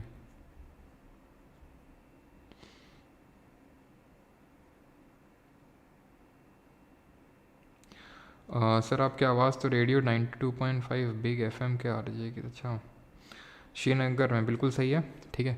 तो कहाँ बना है? श्रीनगर के जो डल लेक है वहाँ पे। ऑप्शन नंबर सी आंसर हो जाएगा। Who was sworn in as the new president of Slovakia? तो Peter Pellegrini. Third, Indian peacekeeper was posthumously honoured with the UN's Dag Hammarskjold medal. किसको मिला? धनंजय कुमार सिंह, विक्रम बत्रा, योगेंद्र सिंह यादव या फिर नायक अल्बर्ट एक्का? तो किसको मिला? Naik Dhananjay Kumar Singh. Which Indian author has been awarded with the PEN Pinter prize? ये मैंने आपको नहीं करवाया, ठीक है। आज के करंट अफेयर शॉर्ट में था लेकिन इंक्लूड नहीं हो पाया, तो याद रखिएगा। पेन पिंटर प्राइज़ किसको मिला? अरुंधति रॉय को, जिनके खिलाफ अभी आपको पता है चार्जेस चल रहे हैं UAPA, दैट इज़ अनलॉफुल एक्टिविटीज़ प्रिवेंशन एक्ट के तहत। इनकी बुक्स का नाम बताइए जल्दी से कमेंट सेक्शन में, because he is the first Indian to get the book prize, ठीक है। सलमान रश्दी की बुक्स बताइए। चेतन भगत की बुक बताइए, बिकॉज ये बुक्स आपसे पूछी जाती हैं, इम्पॉर्टेंट होती हैं, ठीक है, ध्यान रखिएगा। तो सलमान रश्दी की कौन कौन सी? मिडनाइट चिल्ड्रन है, द सैटेनिक वर्सेस है, ठीक है, द मूड्स लास्ट साई है,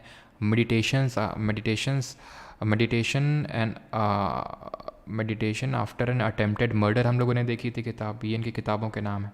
चेतन भगत न्यूमेरिक्स देखने को मिलते हैं इनके बुक्स में, जैसे कि 3 mistakes of my life, 5 point someone, 2 states, 1 night at call centre, ये हैं। अरुंधति रॉय की कौन सी है? गॉड ऑफ स्मॉल थिंग्स हैं, the ordinary man's guide to empire है, मिनिस्ट्री ऑफ अटमोस्ट हैप्पीनेस है। और झुम्पा लहिरी जी की कौन सी बुक्स हैं? तो इनकी द नेम सेक है, इंटरप्रेटर ऑफ मेलोडीज़ है, ठीक है, इंटरप्रेटर ऑफ मेलोडीज़ है, अनअकस्टम्ड अर्थ है। 2024 का FIDE world junior chess championship कहाँ पे कमेंस हुआ है? गुजरात की गिफ्ट सिटी में, option number C. 6th question है, who became the first Indian table tennis player to win a world table tennis feeder singles title जीतने वाली कौन है? हमारी मैम श्रीजा अकुला जी हैं, ठीक है। आगे बढ़ते हैं। मनिका बत्रा भी टेबल टेनिस से एसोसिएटेड हैं। शरद कमल, अचंता शरद कमल भी टेबल टेनिस से एसोसिएटेड हैं, ठीक है। Who has been appointed as the acting chairperson of the NHRC की एक्टिंग प्रेसिडेंट कौन बने हैं? तो ये बने हैं Vijaya Bharathi Sayani ji, option number 3। Question number 8, TRAI के नए सेक्रेटरी कौन अपॉइंट हुए हैं? PK सिन्हा, अतुल कुमार चौधरी, अनिल कुमार जैन या फिर राजेश शर्मा जी। ट्राई मतलब telecom regulatory authority of India. Sir आप, अच्छा चलो ठीक है, तो आगे बढ़ते हैं। तो आंसर क्या होगा? अतुल कुमार चौधरी। 9th क्वेश्चन है, गोल्डन विंग्स कौन इंडियन वुमेन की पहली वुमेन हेलीकॉप्टर पायलट बनी हैं, तो कौन हैं? अनामिका राजीव जी हैं। And the last question, question number 10th, whose early struggles as RBI governor are depicted in Alpna Killawalas, a fly on the RBI wall। तो ये है आपके लिए क्वेश्चन जो कि आप रिकॉर्डेड वीडियो में आंसर करेंगे। बाकी अब हम लोग मिलेंगे कल सुबह 10 बजे, जहाँ पे हमारा PYQ सीरीज़ स्टार्ट होगा। PYQ सीरीज़ पार्ट 4 का आगाज़ होने जा रहा है कल सुबह 10 बजे से लाइव 10 AM, एंड 12 बजे CHSL के क्वेश्चंस देखेंगे हम लोग 12 PM पे। एंड बस PDF तो नहीं मिल पाएगी शिकाई जी, है ना। इस पर्टिकुलर लेक्चर की PDF आपको मिलेगी परमार SSC के टेलीग्राम चैनल पर, लिंक डिस्क्रिप्शन में दिया हुआ है।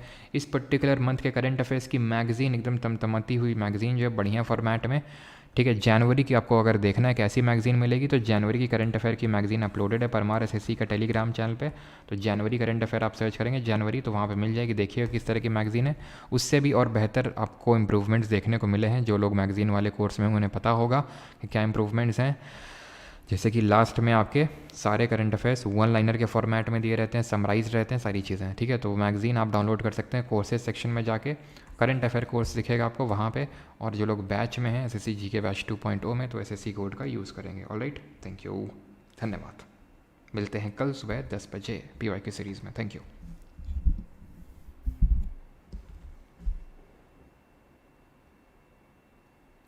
शाम को क्या करना है भाई? शाम को कर दो।